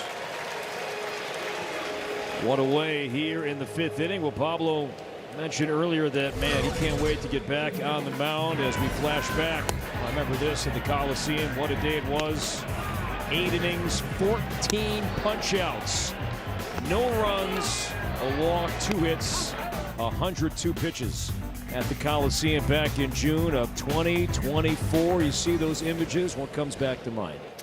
How much I miss it. How much I miss it, how special it is. And, you know, what I've been going through the last couple of months, the last year, going back to that injury too last June, it's just, I have so much more appreciation for what being able to do what I do for a living with my teammates really mean and represents. And when you have nights like that, it makes it extra fun. Nights where you feel on top of the world, like, you know, like the game mound is only 10 inches high. When things are going right, you feel at the top of the world. When things are going not so right, it feels like the loneliest island you could possibly be on. So that's just the human side of the game. And, you know, it can make you feel really high, it can make you feel really low. But yeah, like that was fun. I know that was, 2 years ago, but sometimes you have these interactions with pitchers and they have this incredible stat line, and they'll say, I was shocked. In the bullpen, I had nothing. None of the pitches were working in the pen, but that particular day, did you feel like, all right, this one could be special? I felt it going on the first inning. I have learned to not pay too much attention to my pregame bullpens. The main thing I want out of my pregame bullpen is to feel loose. I just want to make sure that I feel warm, that I'm going into the game feeling strong, I'm moving well, and yeah, like if it's a bonus if I feel like I have a really good touch for everything that I'm throwing. But my bullpens before the game are just, I want to get loose, I want to feel warm and ready, and then I'm paying attention to how I'm attacking the guys and how they're reacting to what I'm throwing. Fan interference denying Roden a chance to make a play on that ball, so McNeil will be given second base. And a 1-out double here in the 5th. Big sweeper across the plate, but I mean, this is what Jeff McNeil has done for a long time now in the big leagues. He's a former batting champ for a reason. He has the ability to put the bat on the baseball no matter where it is. If it's in the zone, he's got a good shot at putting it in play. Gets out in front of that one, hooks it, and just keeps it fair. He's so close to the plate too, so that gives him the extra coverage where if he recognizes the sweeper, like he can stay, like the path of his bat can stay in the zone for long enough to hook that pitch the way he did. Absolutely. That's something that anybody who wins a batting title certainly does a really good job of getting on plane with a baseball and staying on plane with it for a long time. You're not going to see a whole lot of batting champs with the highest bat speed in the league, because typically those bats go in and out of the zone a little bit faster too. You've got to stay in the zone for a long time. A Luis Arias, a Jeff McNeil, guys like that, their barrels are in the zone for a long time. That allows them to adjust to pitches and stay on them and get a portion of the barrel on the ball, and and drop something in front of the outfielders or down the lines. Guy like Stephen Kwan too. Would you put absolutely in that group? Yeah. Maybe not this year, but other years. Not this year. Not this year. Although July, and we just saw Kwan, those numbers are climbing. Yes. Considerably here in July. I think he came into this year thinking he had to try to do a little bit more from a power perspective. That's not who he is. Be who you are. You got here for a reason. And that's something you have to learn as a big leaguer. Sometimes you have to go back to that. Stay who I am.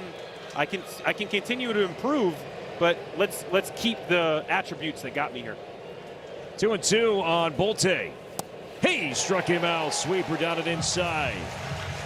And Rogers gets the righty Bolte for out number 2. And Taylor here in the month of July pitching well, ERA in the mid-1s.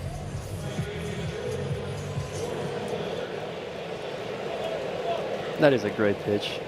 I'm sure he has executed that pitch thousands of times in his career, but it looks so pretty executed every single time. And it's interesting on that one, it looked like it almost had a little more depth, like he tried to get on top of that one just a little bit more create some depth to that down into that back foot to a right-handed hitter. Yeah, guys like Rogers, he's been doing it for long enough where he can maneuver the baseball to have have like his breaking pitches have a little more depth or more sweep depending on who's in the batter's box. And with that lefty right now, he can go for the one with more sweep because he has all that space right there. With a righty, you may not want all that sweep because, you know, you have the limitation where you also don't want to hit the righty. So exactly. He can maneuver the baseball to, I want more drop, I want more vertical movement on this one right here. Well, 1 strike on Lawrence Butler. Sacrifice bunt in the 3rd. McNeil at second base outside. And Taylor Rogers going back to the Cleveland series on Thursday, the 12-inning win. Had a chance to face Jose Ramirez, but the Twins opting to walk him intentionally. Rogers against Jose Ramirez. Ramirez is 1 for 18 lifetime against Rogers. And a reporter went up to Taylor before the game and said, "Hey, can I ask you about Jose Ramirez? Because you're really good against him." He's like, "What are the numbers?" And he told him 1 for 18. He's like, "Can you ask me about this after the game, please? Because you're setting me up for disaster." But ended up the intentional walk. So still 1 for 18 against Ramirez. And now walking Lawrence Butler.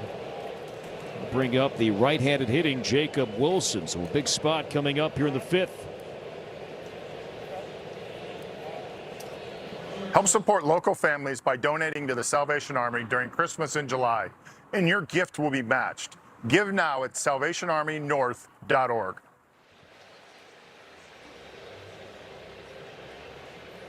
All right, Caratini to the mound. Pablo, what do you think this conversation is about here?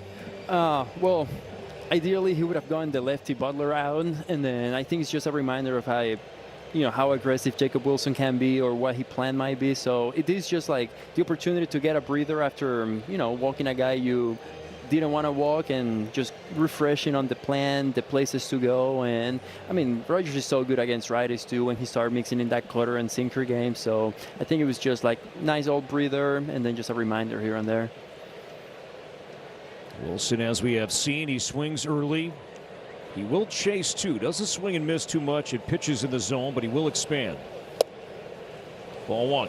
That's what I was going to say. I mean, I think as a catcher there, you're going out and just letting him know, hey, take your breather. You need it right here because we got to execute this first pitch. This guy's very aggressive, especially with runners, in scoring position. He's going to come out here looking to swing. Good fastball hitter and a high strike. 1-1, each team with 1 ABS challenge remaining. Wilson facing Kendry Rojas, 2 at-bats, flat out twice to Allen Roden in right field. Now the 1-1. All right, Pablo went inside with a sinker. What do you like here, 1-2? That's such a good pitch, but you only get one shot at front hip in a sinker. You only get one shot, and it's playing with fire, especially a guy that has enough contact like him. So I would try right here with the depthy sweeper, and if not, you can always just try it one more time with that. Came back in. On the ground is short. Kreidler is second for the force in time on Butler, and the inning is over. Rogers strands 2. Here. I'll be there for every unforgettable moment right here with Twins TV. Stream every game live or on demand and follow your favorite Twins players for the rest of the regular season. Sign up right now at twins.tv for just $54.99 for the rest of the season. Twins still haven't scored in this series. 8-9-1. Lee, Kreidler, and Larnach. It's Mason Barnett came in with 1 out in the 3rd. And a scoreless 4th inning, and now begins the 5th with strike 1 on Brooks Lee, who is 0 for his last 12. Over the mound, misses the glove of Barnett, but Wilson right there. The shortstop throws out Lee, 1 away.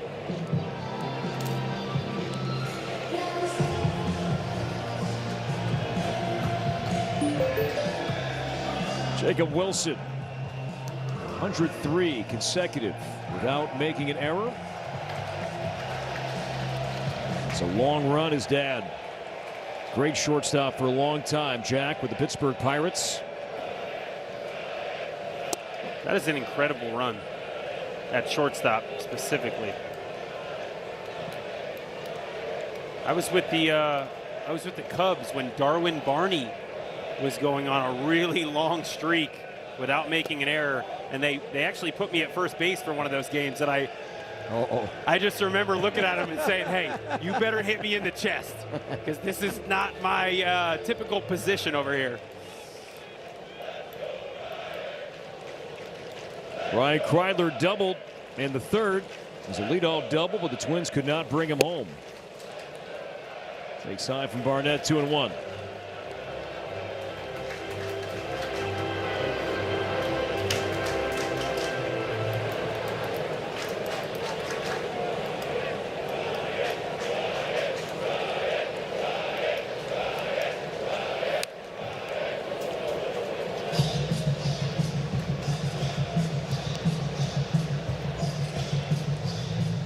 Great crowd tonight.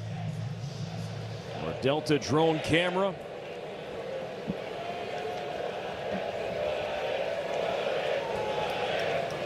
National Ryan Day.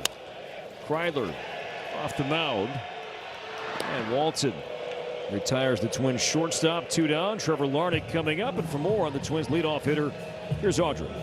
Guys, off the top of the broadcast, we heard Ryan Kreidler and Royce Lewis talking about Trevor Larnach's professional at-bats. And you hear that phrase a lot when talking about Larnach. But the other thing that comes up just about every time is his routine and all the work he puts in before a game. In fact, Royce said he's the busiest guy on the team. Quote, honestly, I think he works as hard as Pablo, maybe even more so. And we all know how hard Pablo Lopez works. So now, Pablo, I'm curious. Compare yourself to how hard Trevor Larnach works. Who has the edge?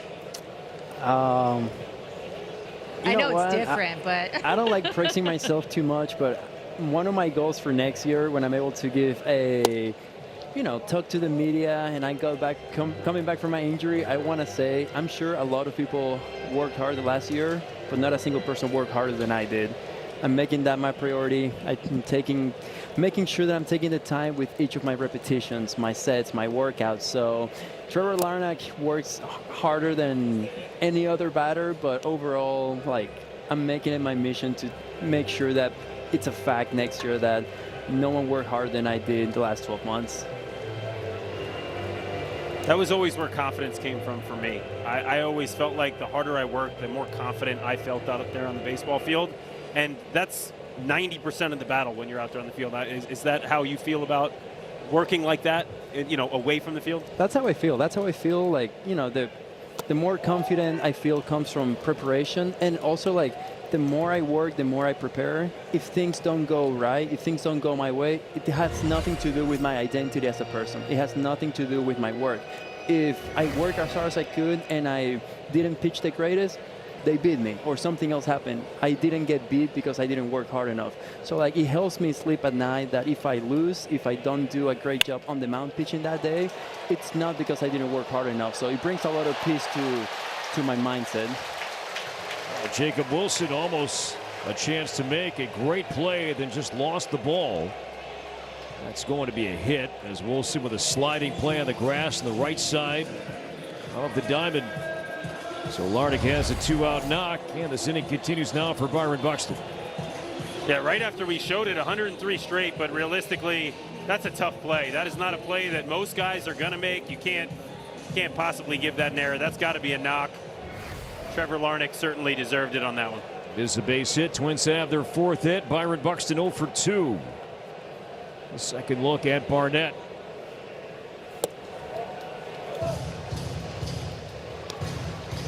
Tell you what, that sweeper from Barnett seems to have a lot of action on it, a lot of horizontal break to it.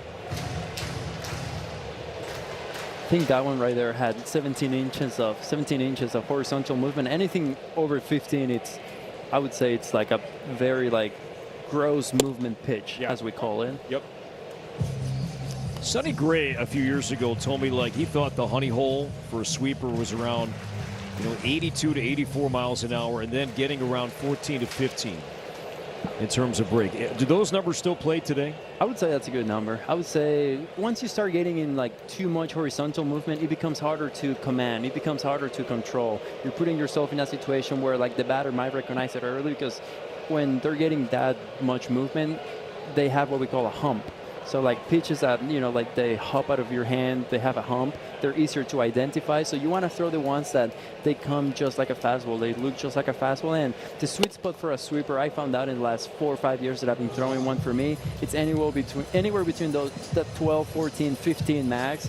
And then I want to throw it like at least 85 miles an hour. I feel like that's a sweet spot for me to get rid of that hump that may allow a batter to recognize it earlier. And you got to understand, every guy's different because every guy's repertoire outside of that sweeper is different as well. If they've got a lot of sink on their fastball, they may not need as much sweep on that sweeper, and so they can throw a harder one. It just depends on who you are as a pitcher and what the rest of your repertoire looks like.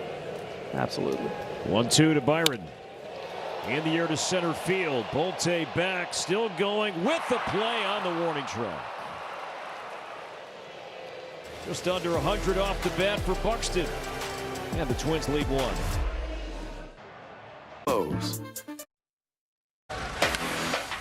Minnesota Twins baseball is presented by Delta. From Twins territory to the world, Delta, official airline of the Minnesota Twins. Well, these highlights never, ever get old. And we'll see you tomorrow night. The late, great Kirby Puckett, Hall of Famer 2001. We miss him dearly around here. Honored here tonight, honored every day with his number 34 retired, but tonight Kirby Puckett, baby blue replica 34 jersey giveaway presented by Pentair. Derek Shelton was wearing one at the clubhouse and on the field before the game tonight. Hello, Mr. Herbeck.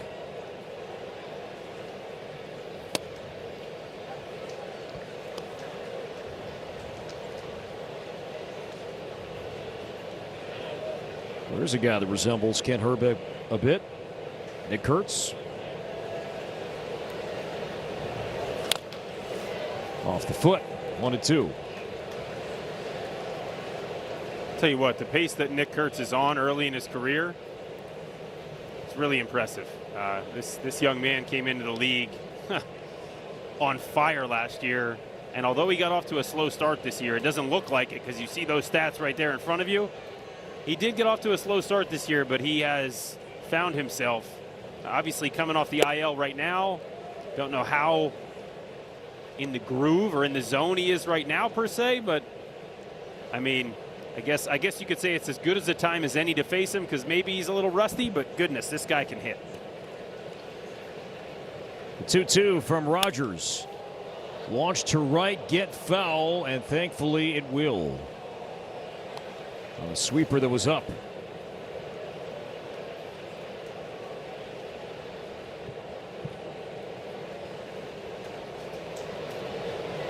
Kurtz batting .258 off left-handed pitching.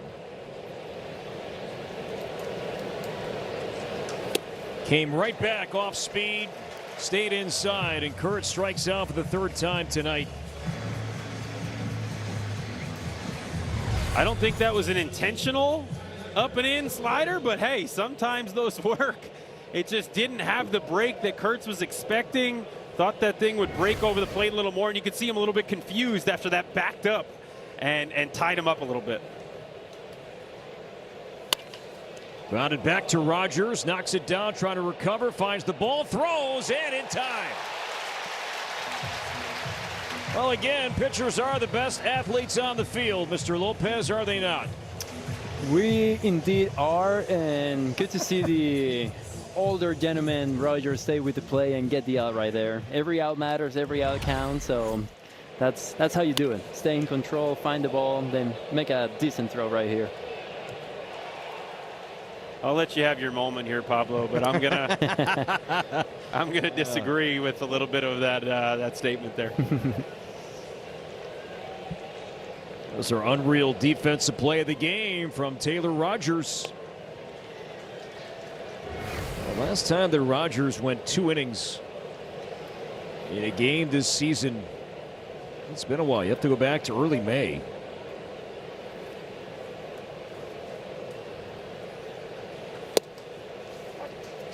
Strike on Jonah Heim. He's 0 for 2 tonight.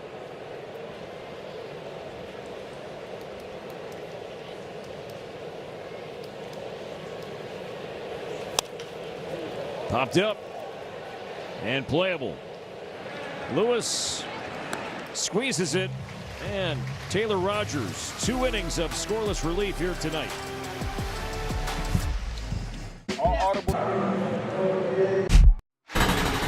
Now Twins offense way too quiet so far, and let's go back to a guy that could not only pitch, but he could rake. 89 career plate appearances, 11 hits, 4 doubles. Look at that swing. Mauer who? I'm glad they're not showing the strikeout rate right now. Just focus on the good stats.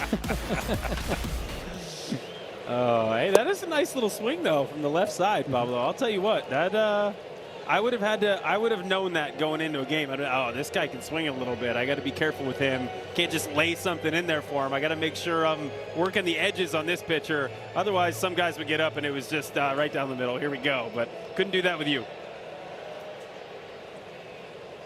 Cody is 0 for 1, a walk, and he's flied out tonight. Slicing foul. Long run for 2 A's defenders, and neither with the play. Catch in the seats.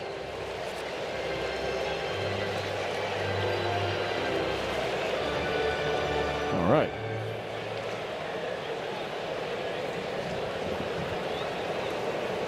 Mason Barnett back on the mound for the A's. And Clemens strikes out looking at 96. Second strikeout for Barnett.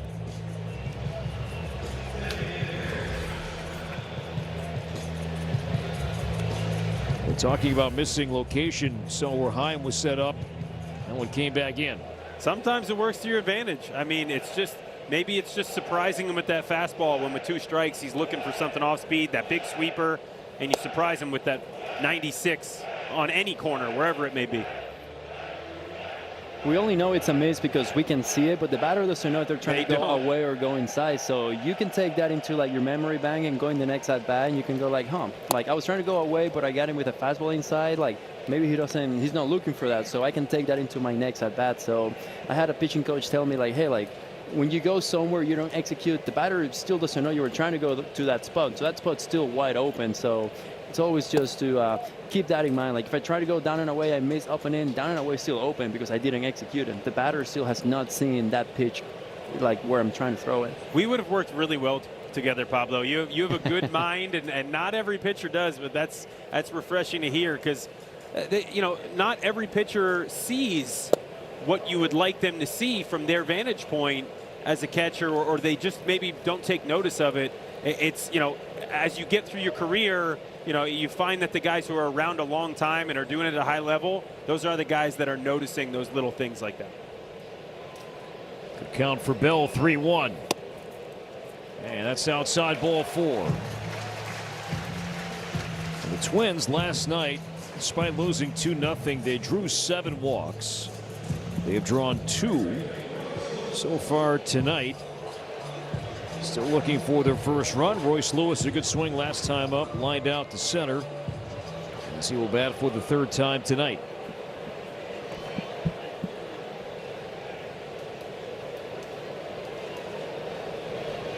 With 1 out.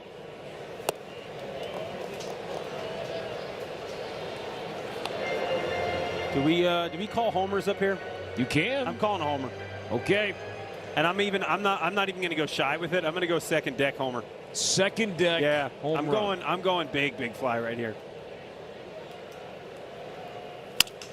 Pulled to left field down the line, and that ball lands fair. Stay in play, and it does.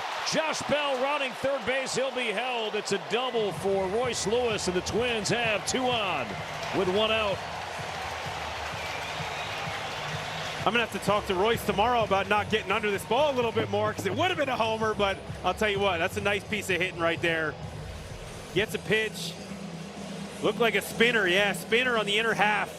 And he just pulled the trigger early, stayed on it long enough to keep it fair. Does a great job of keeping that fair because when you're out in front of that spinner, you can sometimes hook that thing. Really stayed on it nicely, kept it fair down the line, and ends up at second base. Dan Hubbs is the interim pitching coach for the A's as the A's departed and let go of Scott Emerson during the All-Star break. So Hubbs is out chatting with Barnett. And And now a great opportunity here for Victor Caratini, who has 2 of the 5 hits tonight. Second and third, 1 out. Twins looking for their first run on this homestand.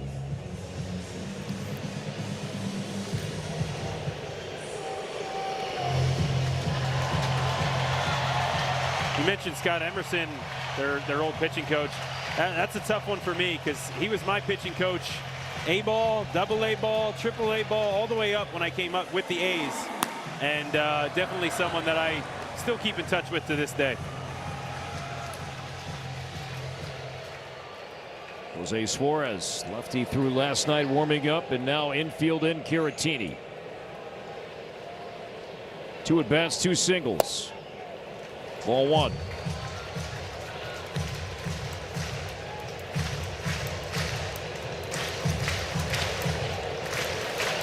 A progressive wire cam. Bell at third base, Lewis at second.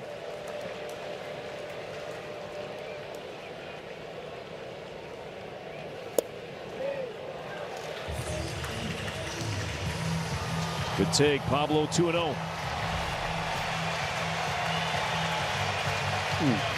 He's seeing the ball well, or he's waiting for the one pitch that he's not going to miss. He's feeling good. He's 2 for 2. It's both sides of the plate right now, so 2-1 count. If he gets a pitch he's looking for, I'm sure he's going to barrel it up.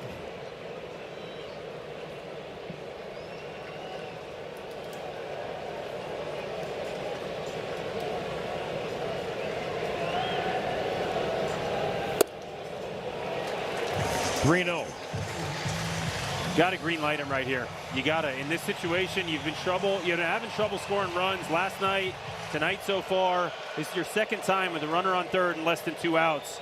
Give him the green light. He's seeing it well. If he gets a fastball, let him pull the trigger, see if something good can happen. Takes strike 1. Gate to the outside corner. Got a lefty and Rodin on deck. Saw the lefty Suarez warming up. Perhaps the last man for Barnett. Let's see if Martin maybe pinch hits for Rodin if the lefty comes in. 3-2. That 3-0 pitch was on the corner, but that's exactly why I say give him the green light. Because with the base open, you get the 3-1 right there. As a catcher, you're thinking, I can't let him beat me right here. I'm not just going to lay something in there knowing that he's sitting on a fastball or should be sitting on a fastball. And if I give him something middle of the plate, he's probably going to do damage.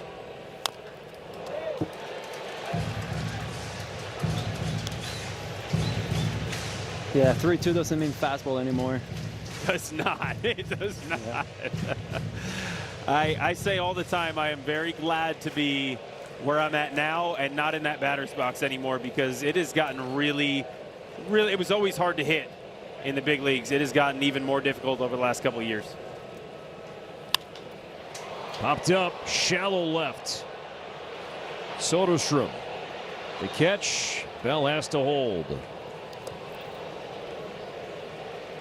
Sodi does have a great arm. He's got one of the better arms in this Oakland A's outfield, and you got to respect that. It's a shallow fly ball to left field. Josh Bell not going to tag up on that, probably regardless of who's out there, but definitely not with Sodi out there. So we'll see if Marcotte will stick with the righty Barnett. Alan Rodin is coming up, and it will be a righty-lefty matchup. Lefties came in hitting almost 300 against Barnett, with an OPS over 1,000. So second and third, 2 down, Rodin. 0 for 2 tonight. Strike 1. Rodin faced Barnett in the 4th and popped out to 3rd.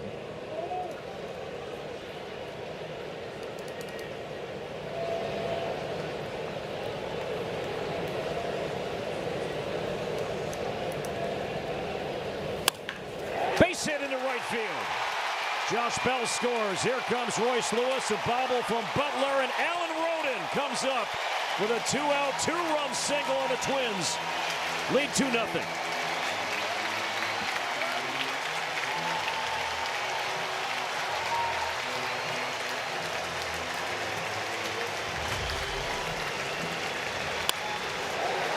How big was that? He gets the curveball. Honestly, not a terrible pitch. It just leaks to the inner half, which allows Rodin to be able to yank that thing, stay back long enough, get the good part of the bat on it, drive it through the infield. Big 2-run knock. Kotsay probably kicking himself now. Yeah, for not bringing in the lefty Suarez, he's stuck with Barnett, and Rhoda makes him pay, and the Twins finally score this weekend against the A's. It's the Alan Rhoden came up with a big swing on Thursday in Cleveland, does so again tonight, and the Twins finally in the run column for the first time this weekend. Rhoden drives in 2, hopefully not done, as Jose Suarez is out for the second time in this series. Hitting at 2/3, scoreless from Suarez last night. You're gonna see a good amount of sliders from him, especially to lefties. 4-seam, slider, and a changeup that'll throw occasionally. Brooks Lee will bat right-handed, 0 for 2 tonight, 0 for his last 13.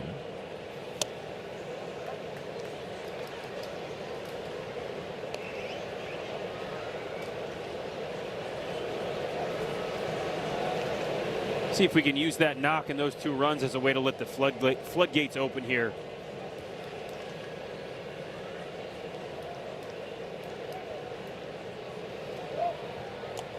Two-out damage can be so invigorating to a team, and also to the opposing team. It can be a big letdown. That's tough to come back from. Those big 2-out knocks, scoring runs in those situations, that can really turn momentum.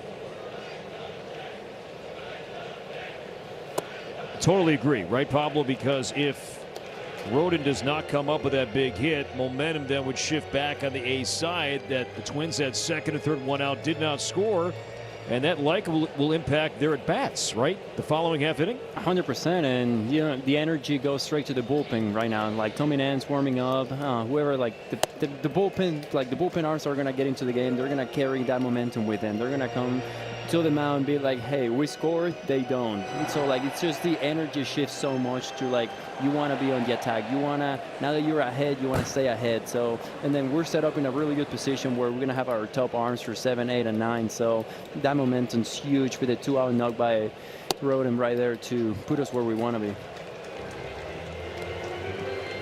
Speaking of that bullpen, you have Paredes, who you thought was going to go out there. He wasn't going to give you 6, 7 innings, but thought he was going to start the game. He ends up not. Ends up being a true full bullpen game, but Rojas goes out there and does a great job of giving you 4. Rogers comes in and shuts it down for another 2. I mean, that's such a big thing for this team. I mean, this team has done such a great job of keeping themselves in ball games and winning close games and finding ways to win ball games. This is just another example of a way that they can get it done at times, and it's just really kind of something nice to have in your back pocket as you go down this stretch and hopefully make a run at the playoffs. Rhoden will be moving, 3-2 count, 2 down. Suarez is thrown over once. Timer down to 2. Runner goes, and Lee strikes out on a changeup, but the Twins finally break through. It was Royce Lewis after Josh Bell walked. A double down the left field line. And after Caratini popped out, it was Alan Rhoden with a bullet into right, and the Twins have a 2-0 lead. Here's the windup. Here's a hit. Welcome back, and get ready for what should be a very fun and super cute Sunday here at the ballpark tomorrow. It's Hello Kitty Day here at Target Field. This exclusive ticket package includes a co-branded Twins and Hello Kitty crossbody bag and your seat to cheer on the Twins. Catch the cuteness. And get your tickets now at twins.com/Hello Kitty. Hello, Alan Rhoden. Twins getting their first clutch hit this weekend, a 2-out, 2-run single. Still pumping his fist. And the Twins lead by a pair. Tommy Nance takes over. 7th inning, facing Tommy White. And strike 1. Pablo, what have you learned about Tommy Nance since he joined your team? He's willing to take the ball when asked, and he's going to bring one of the filthiest breaking balls you've ever seen, like on a baseball field. The amount of movement that he gets with the slider and the curveball, and the deception that he brings by throwing every single pitch with the same intention, the same conviction, the same arm speed. So he's definitely a high octane, high leverage guy, and you know, he's in a good spot right now in the 7th inning for us, and just have to get ahead, stay ahead. Great play, Kreidler. The pick, the pop, throws him out with a scoop and saved by Lewis. That's why he's here. He can play short on National Ryan Night. That group has loved the energy and the effort from Kreidler, and also Lewis, a good pick at the back end. Yeah, I mean, you're not, look, when you throw from that arm slot, that ball's coming down like that. As a first baseman, you got to try to pick that thing. You know it's going to take actually a pretty big hop, so you got to be ready for that. And you could see Lewis do a really nice job making the adjustment and coming up with that ball very quickly on that pick. It's not something that's easy to do. Look where Kreidler throws that from, that low arm slot. That means it's going to have a lot of sink to it. And when it does, it's going to hit the ground and pop up. Lewis does a nice job of staying on it and coming up with that thing as it's coming up off the ground. Pablo, you've been teammates with Royce Lewis now for a long time. What do you make of the move and how he's accepted and playing at first base defensively? Just such an open mind and understanding of what the most valuable thing he can bring to the team is adaptability. So he's willing to play where he's asked. As long as he's in the lineup, you want Royce Lewis anywhere on the playing field, and he's willing to put the work in. He's willing to go out there and get the early reps with the infield coaches during batting practice. He's always like finding ways to get the work in, and it's just the willingness to do it. And I mean, that's the kind of person that he is. As Walton grounds out, the ground ball outs for Nance, 2 down here in the A7th.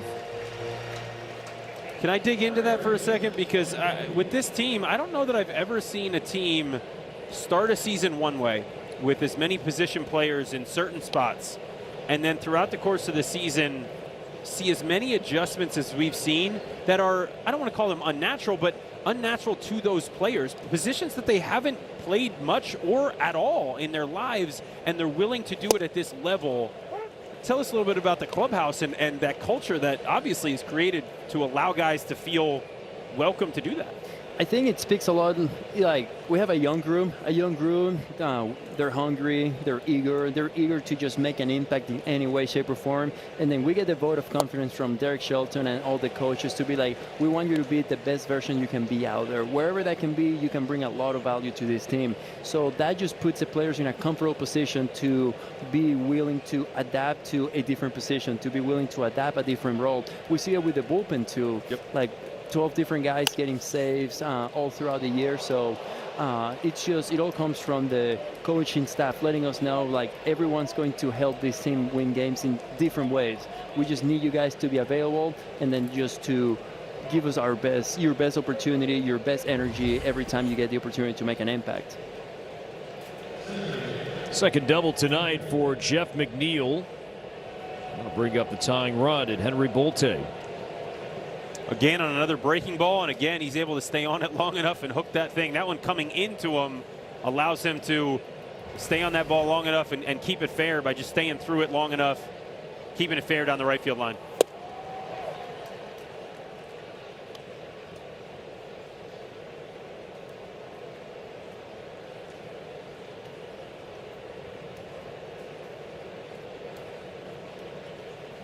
The 1-0 Nance to Bolte. Helped him out. That sinker just ran in from the start. Pablo mentioned how much movement he gets on those breaking balls, especially that curveball going away from a righty and the depth. That sinker, it just looks so much different to a hitter. Byron Buxton drifting back, plenty of room, and Bolte is retired. A double leads to nothing. We stretch. Twins by 2. Welcome back. Time now for tonight's Corona Lime Drives of the game. Victor Caratini, Royce Lewis with a double, Alan Roden with a clutch 2-out, 2-run line drive single to right.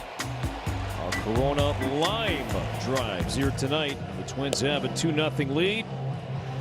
And Roden, RBI 6 and 7. Big reason why. Pitching change for the A's. Hayden Younger, former Blue Jay, takes over. As the Twins have Kreidler, Larnach, and Buxton due up here, leading by 2 in the 7th.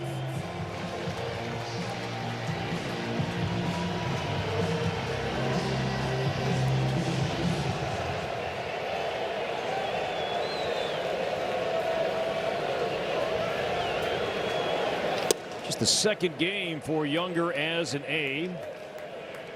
He made his debut on Wednesday, and with that became the 52nd player to appear in a game this year for the A's, which is third most in the majors. Houston and Atlanta have used more players than the A's, both with 53.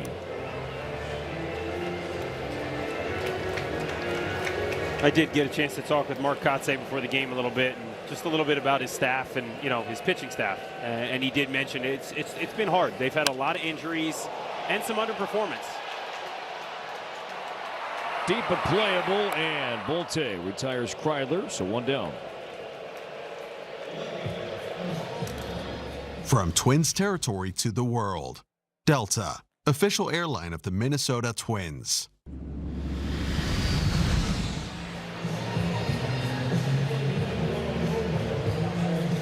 So Ryan Kreidler now 1 for 3.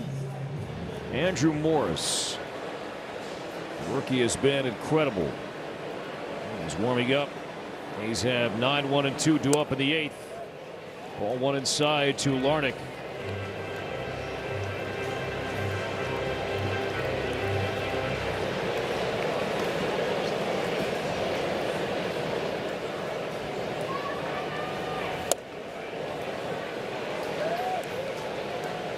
Larnach tonight is 1 for 3. It's been a pretty tight zone all night. I think we've noticed from pitch 1 of this game, there's been some close ones that haven't gone, you know, I mean, that was a ball, but obviously in that situation, I mean, it's been a good zone, a tight zone. Not typically something you see in a low-scoring affair. McNeil makes the play, and Larnach is out number 2, and here comes Byron. It's 0 for 3 tonight.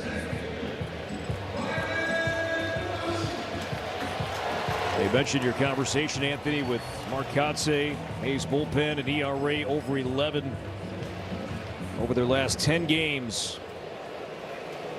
Injuries have hit really every part of this team.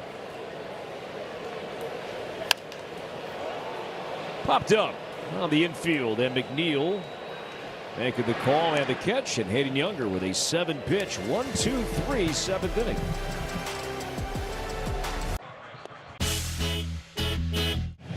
2-0 Twins as we look at our Toyota game summary. Tip your cap to that guy, Kendry Rojas. 4 innings of work that ties the season-long outing here for what was an unusual start. Coming in last minute for an injured Mike Paredes, but he was great. Just 1 hit and 5 strikeouts, tying a career high in innings and strikeouts as well. Alan Roden hasn't been back with the Twins for too long, but he has a bunch of big hits already on the board, and tonight was one of them with a 2-run single in the 6th.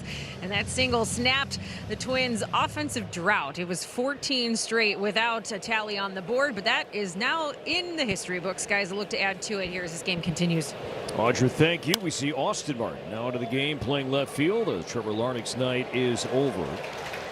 And Andrew Morris takes over, and a foul ball facing Lawrence Butler. One of the better stories, Pablo, this season has been this young man here in his rookie season. It really has been, and he has gone complete bullpen mode on us. I know when we called him up in Toronto, he came up, having made a couple starts in AAA, he was supposed to give us some length out of the bullpen, but he transitioned fully in a high leverage arm real quick. And I hear from the guys in the bullpen, as soon as his name gets on, as soon as the phone rings and it's Andrew Morris time, he just goes, he gets locked in right away. Like he's been a reliever his whole life. He brings the energy, he brings the adrenaline, and he also brings one of the best stuff we have in the bullpen, throwing 98 to 100, and everything he throws has so much movement, and everything works with that, high octane fastball. For a guy that early on in spring training was in conversation to be the long man on this team to start the year. Now he is a late inning specialist, high leverage arm with power. There's 99. And Butler stays alive, 2-2. He's just so fast twitching on the mound. Like, and the way he gathers his load, and then the way he unleashes that energy when he's coming down the mound, like everything's coming just exploding out of his hand. I mean, what's so impressive is he has that high octane stuff, and he's still able to control the zone. He's not walking a lot of guys. That's what allowed him to quickly transition from potentially being a long arm bullpen arm to being the type of guy that can come in big situations. Because if you're walking guys, if you can't control, that's when you'll get in trouble as a high leverage guy. And of course, as I say that, he walks Lawrence Butler to lead off this top of the 8th. We'll bring up the tying run as this lineup turns over, and this is where Derek Shelton, Pete Mackey, Troy Hawkins, they've leaned on this young man to face this part of the lineup quite a bit this season. Just when you have that kind of stuff, you can really face and take on any lineup. Doesn't matter if it's top of the order, middle, bottom of the order. And he wants to pitch. He wants to take the ball. He wants to go out there and show what he has. So I think that matched really well with him being in the bullpen now. And I don't know how relievers do it when they can pitch 2-3 days in a row. He has the capability to do that. He has the desire to do it, and he just wants to compete. He's like a true competitor out there on the mound. Ball, 1 strike on Jacob Wilson. In addition to Morris throwing hard, but strikeout numbers, also has good ground ball ratio.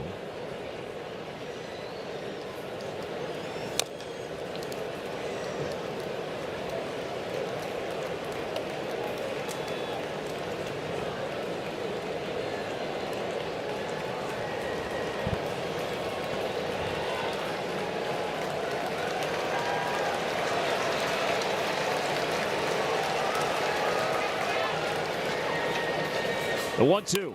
Ground ball. Glove by Morris. Throws the ball away. Butler on his way to third base. Buxton's throw misses Lee. It is caught by Morris. But with that, the A's have the tying run at second base and nobody out here in the 8th. Yeah, look, I mean, Andrew Morris did a really nice job of fielding this ball. It was hit pretty hard up the middle. He had to kind of move his leg out of the way, get the glove down. And then just maybe didn't quite set his feet enough. No, he did. It just kind of climbing up that mound. It looked like he took a step to his left. Then his arm trailed to the right and ends up losing it to the right. The problem there to me is actually Buxton compounding the mistake by throwing that ball to third. You allow that Jacob Wilson to take second base in that situation. Now you've got an open base at first with Nick Kurtz up, but you can't put the winning run on base in this situation.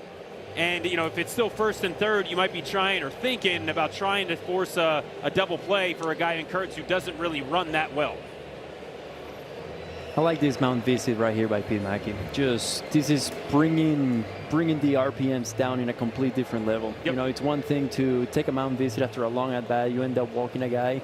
Right now, it's a situation where a young guy like Andrew Morris, who takes a lot of pride on competing, like giving the team a chance to win, and making an error like that in that situation. So that's a great mound visit by Pete Mackey right there too, letting him know that, like he's still got a chance to make good pitches. Just focus on what's in front of you right now, because I've been in that situation. I've made plenty of defensive errors myself, and it's really hard to execute a pitch when you're still thinking about the fielding error you made. So just bring some awareness and presence to the moment right now.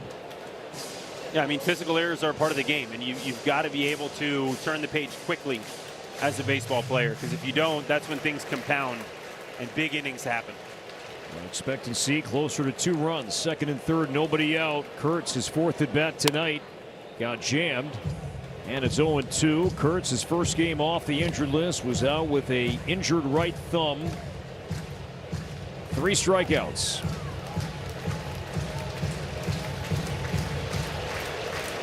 Soderstrom on deck. Infield back.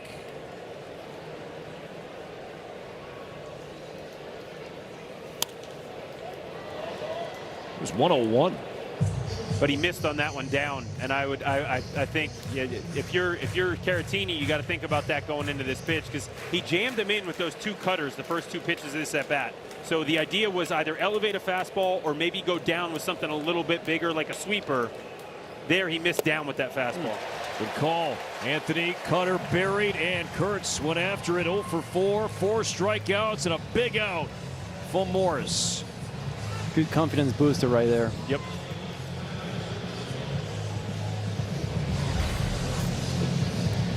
Confidence booster. It gives you a feeling or a window of, okay, maybe I can get out of this. You know, even if Sodi's able to put a ball in play here and score 1, I'm still doing my job. We still have the lead coming out of the 8th inning, and that's the idea right here.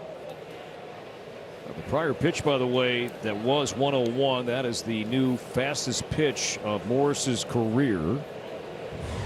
But it was the cutter that struck him out, and now a block here from Caratini's. That one went through really his right arm. That might have been an umpire block. Yeah, that might be on there. That one was blocked by Dylan Wilson, the umpire. 1-1 on Soderstrom. Now, different kind of hitter here. Good hitter. The strikeout rate much lower for Soderstrom than it is for Kurtz.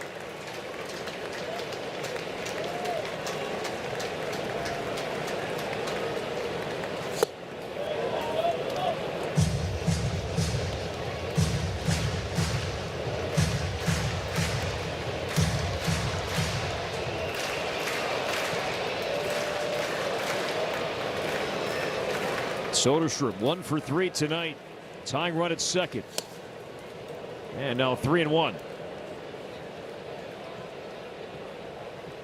See Caratini right there, Pablo. Hands out, relax. Slow it down a little bit. Slow it down. Easier said than done. He wants to get out of this. You know, he's still thinking about that throw, but he knows, like, he deserves to get out of this, so he's amped up right now. And I mean, you can tell it. The velocity on everything is up right now. Get fouled down the left field side. So 3-2. Let's go back. Watch Caratini. This was before this last pitch.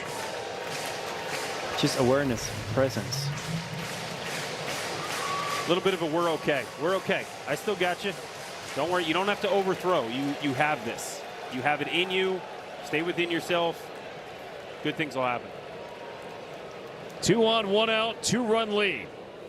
He struck him out, climbed the ladder. A cutter at 94. Back-to-back strikeouts of Kurtz and Soderstrom, and there are 2 down. So you talk a little bit about Morris being amped up, but he's taken advantage of these A's hitters being amped up. That's a pitch that Soderstrom, I mean, I would think he would not swing at that 9 out of 10 times easily. That is way up there. That's a cutter. That even had a little depth on it, and he still went after it. Clearly he's amped up, trying to do something for his team. Morris able to take advantage of that. He's 1 more out. Misses high on Jonah Heim. 0 for 3 tonight. I feel like sometimes we forget that the pressure we're feeling, in my case, the batter's also feeling it. So absolutely. Part of that game. It's part of that mental. You want to be 1 step ahead. Or crucial situations, you don't have to elevate your game. You just have to bring your playing abilities to consistency level. You don't have to do anything extra special. You just want your attention, you want your focus to be at your consistent level.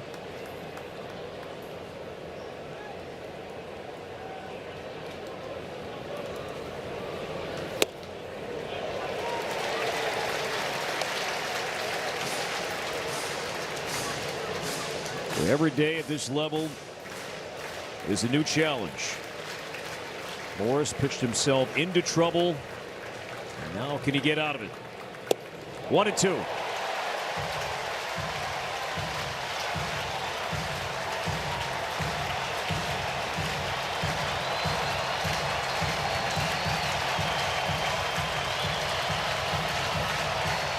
I'll be honest, I know that this is a righty on the mound with Heim at the plate who's a switch hitter. I'm a little surprised we didn't see Langoliers here. And I know they only have 2 catchers on their roster, but it is the 8th inning. We've only got 1 more inning to go if you don't take the lead here, so I'm a little surprised we didn't see him pitch hit in this situation.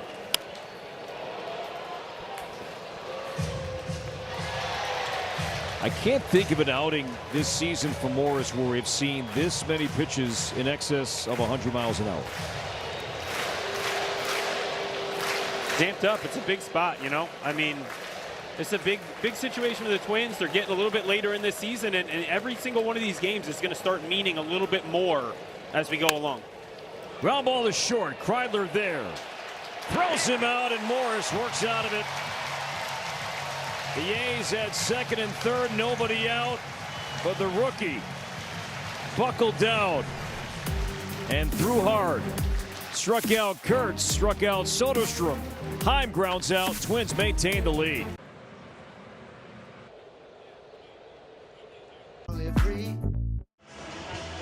It's time for our upcoming schedule, brought to you by Progressive. Things wrap up against the A's tomorrow afternoon. It's going to be a hot one here at Target Field. But then the Twins have an off day on Monday, 3. Then against the Kansas City Royals before they will kick off their second extended road trip of the season. Seattle, Kansas City, and Milwaukee, guys. All right, Audra, thank you. Royals beat the Tigers today, 3-2. Twins will not see Bobby Witt Jr. on the upcoming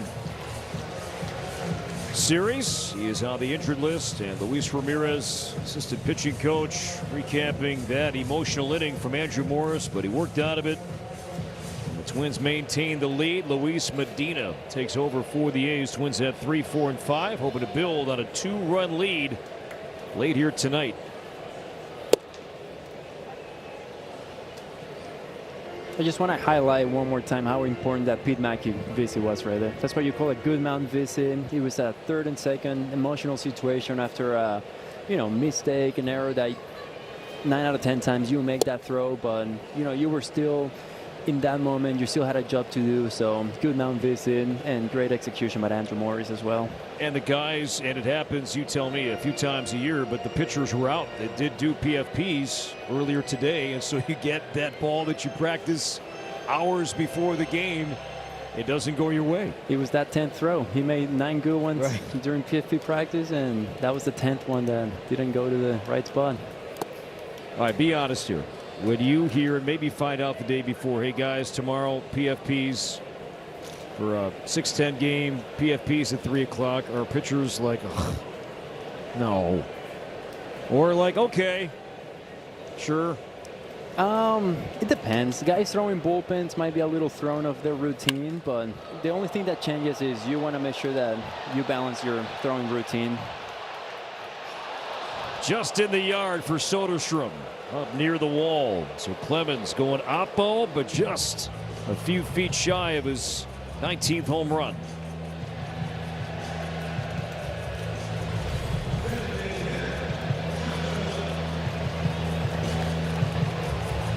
Nice play. Didn't quite crash into the wall, but a nice job of finding it, knowing he had room. And you mentioned pitchers being athletes out there, but that kid was drafted as a catcher, and I'll just say that we tend to be some pretty good athletes too.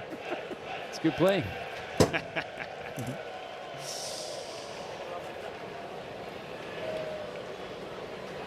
course, Pablo, we saw the video last night robbing Mickey Gasper of a batting practice home run. You robbed Cody Clemens in Cleveland earlier this season. And he tried to rob 2 a year. I need one more. One more. Yep.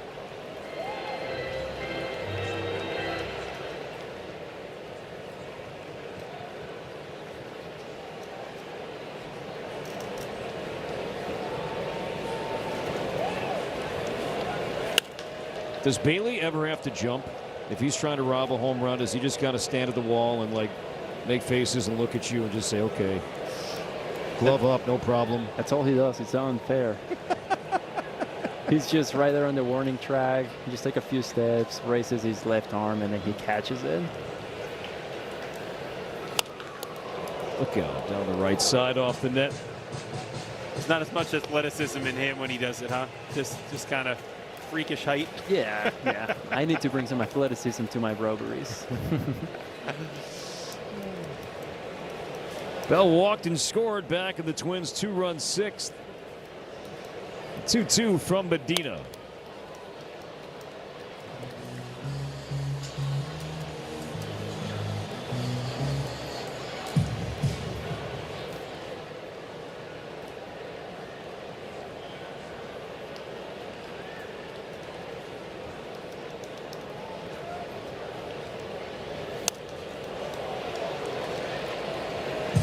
A's due up in the 9th inning. We'll have Tommy White, Donovan Walton, and Jeff McNeil. Hitters 5, 6, and 7.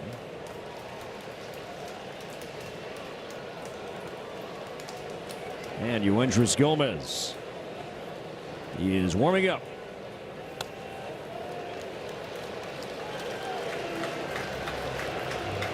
Twins losing last night 2-0. Lead late tonight 2-0. Going to end a 5-game losing streak against the A's.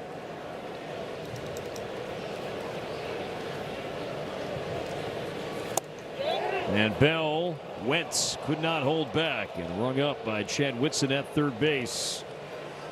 So 2 down.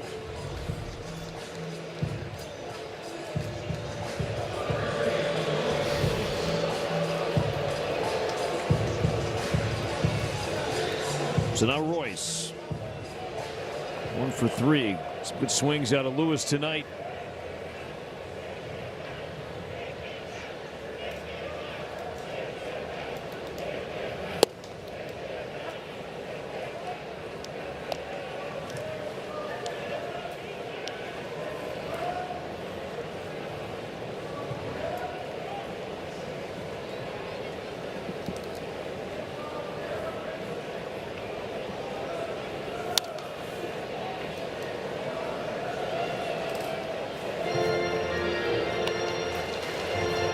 Help support local families by donating to the Salvation Army during Christmas in July, and your gift will be matched. Give now at salvationarmynorth.org.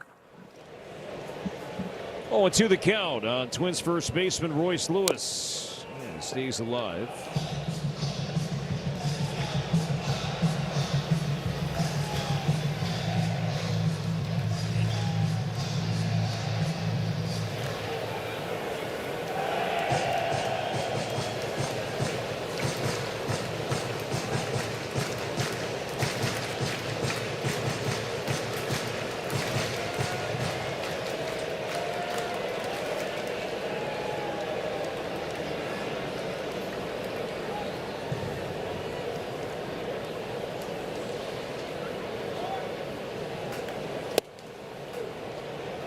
Guardians lost today in Tampa. White Sox are losing late at home to Houston. So a chance for the Twins to pick up some ground in the AL Central here tonight. The 1-2. And Royce strikes out on a slider from Medina. And a 1-2-3 8th inning. Gomez 9th inning in a moment. Dear Baseball. Top of the 9th, Twins up 2-0. This copyrighted telecast is presented by authority of Minnesota Twins and may not be reproduced or retransmitted in any form, and the accounts and descriptions of this game may not be disseminated without the express written consent of Minnesota Twins. 2 for 2. Well done. Twins have a 2-0 lead. A's 9th inning. Tommy White will lead things off, and Yuendrys Gomez on the pitch now for the Twins, a teammate of yours on the Venezuelan WBC team. I was really happy and excited when I saw the news that we got him a couple months ago, because I got to interact with him a couple times during the World Baseball Classic, and then having him has been really good on a friendship level, and also what he's been able to bring on the pitching side of things too, with being nothing but effective for us late in games. 12 saves total this season, 11 with the Twins, had 1 with Tampa Bay earlier in the year. 1 ball, 1 strike on Tommy White. Each team with 1 ABS challenge remaining. White robbed of a base hit and a great diving play by Ryan Kreidler at short in the 7th. 1 away. Got jammed and lines out softly to Lewis. So here is Gomez. The Twins saves leaders. In fact, a team record 12 different guys at least have 1, but we've seen, and even before Anthony Bonda got hurt, Bonda the 7th, Morse the 8th, and Gomez the 9th. Look at that. Gross. Absolutely. So much movement on a guy that you know. A lot of times he's hunting for a fastball early in the at-bat, so that's just how you use knowing that information.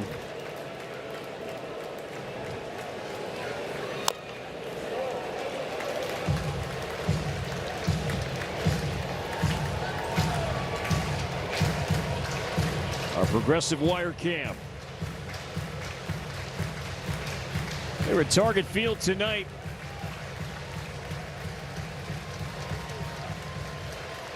The win puts the Twins 2 games under 500. Kendry Rojas was great in a spot start. When 4 shutouts, struck out a career-high 5.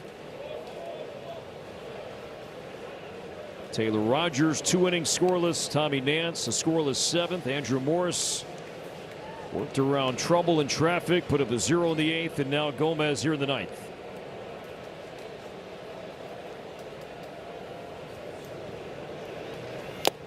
Two down. Yeah, I mean, you really can't say enough about how good this Twins bullpen has been over the last several games. The way that they've kept this team in the ball game, given them a chance. You had that extra inning game against Cleveland. Even last night in the loss, I mean, this bullpen did a great job of keeping it where it was and giving them an opportunity. And here you could see frustrating these Oakland A's hitters and keeping them at bay in this game here in the 9th. McNeil to center. Here comes Byron Buxton. Ball game. Twins, after being shut out last night, shut out the A's 2-0. And go for the series win beyond Connor Prelup here tomorrow. Alan Roden came up with a big swing. A 2-out, 2-run single. And Byron Buxton securing the final out. And a well done performance from the Twins pitching staff tonight. Rojas, Rogers, Nance, Morris, and Gomez. 9 shutout here tonight. For Anthony Recker, Pablo Lopez, Corey Probus saying so long for now. Katie is up next. Open our Twins postgame in a moment.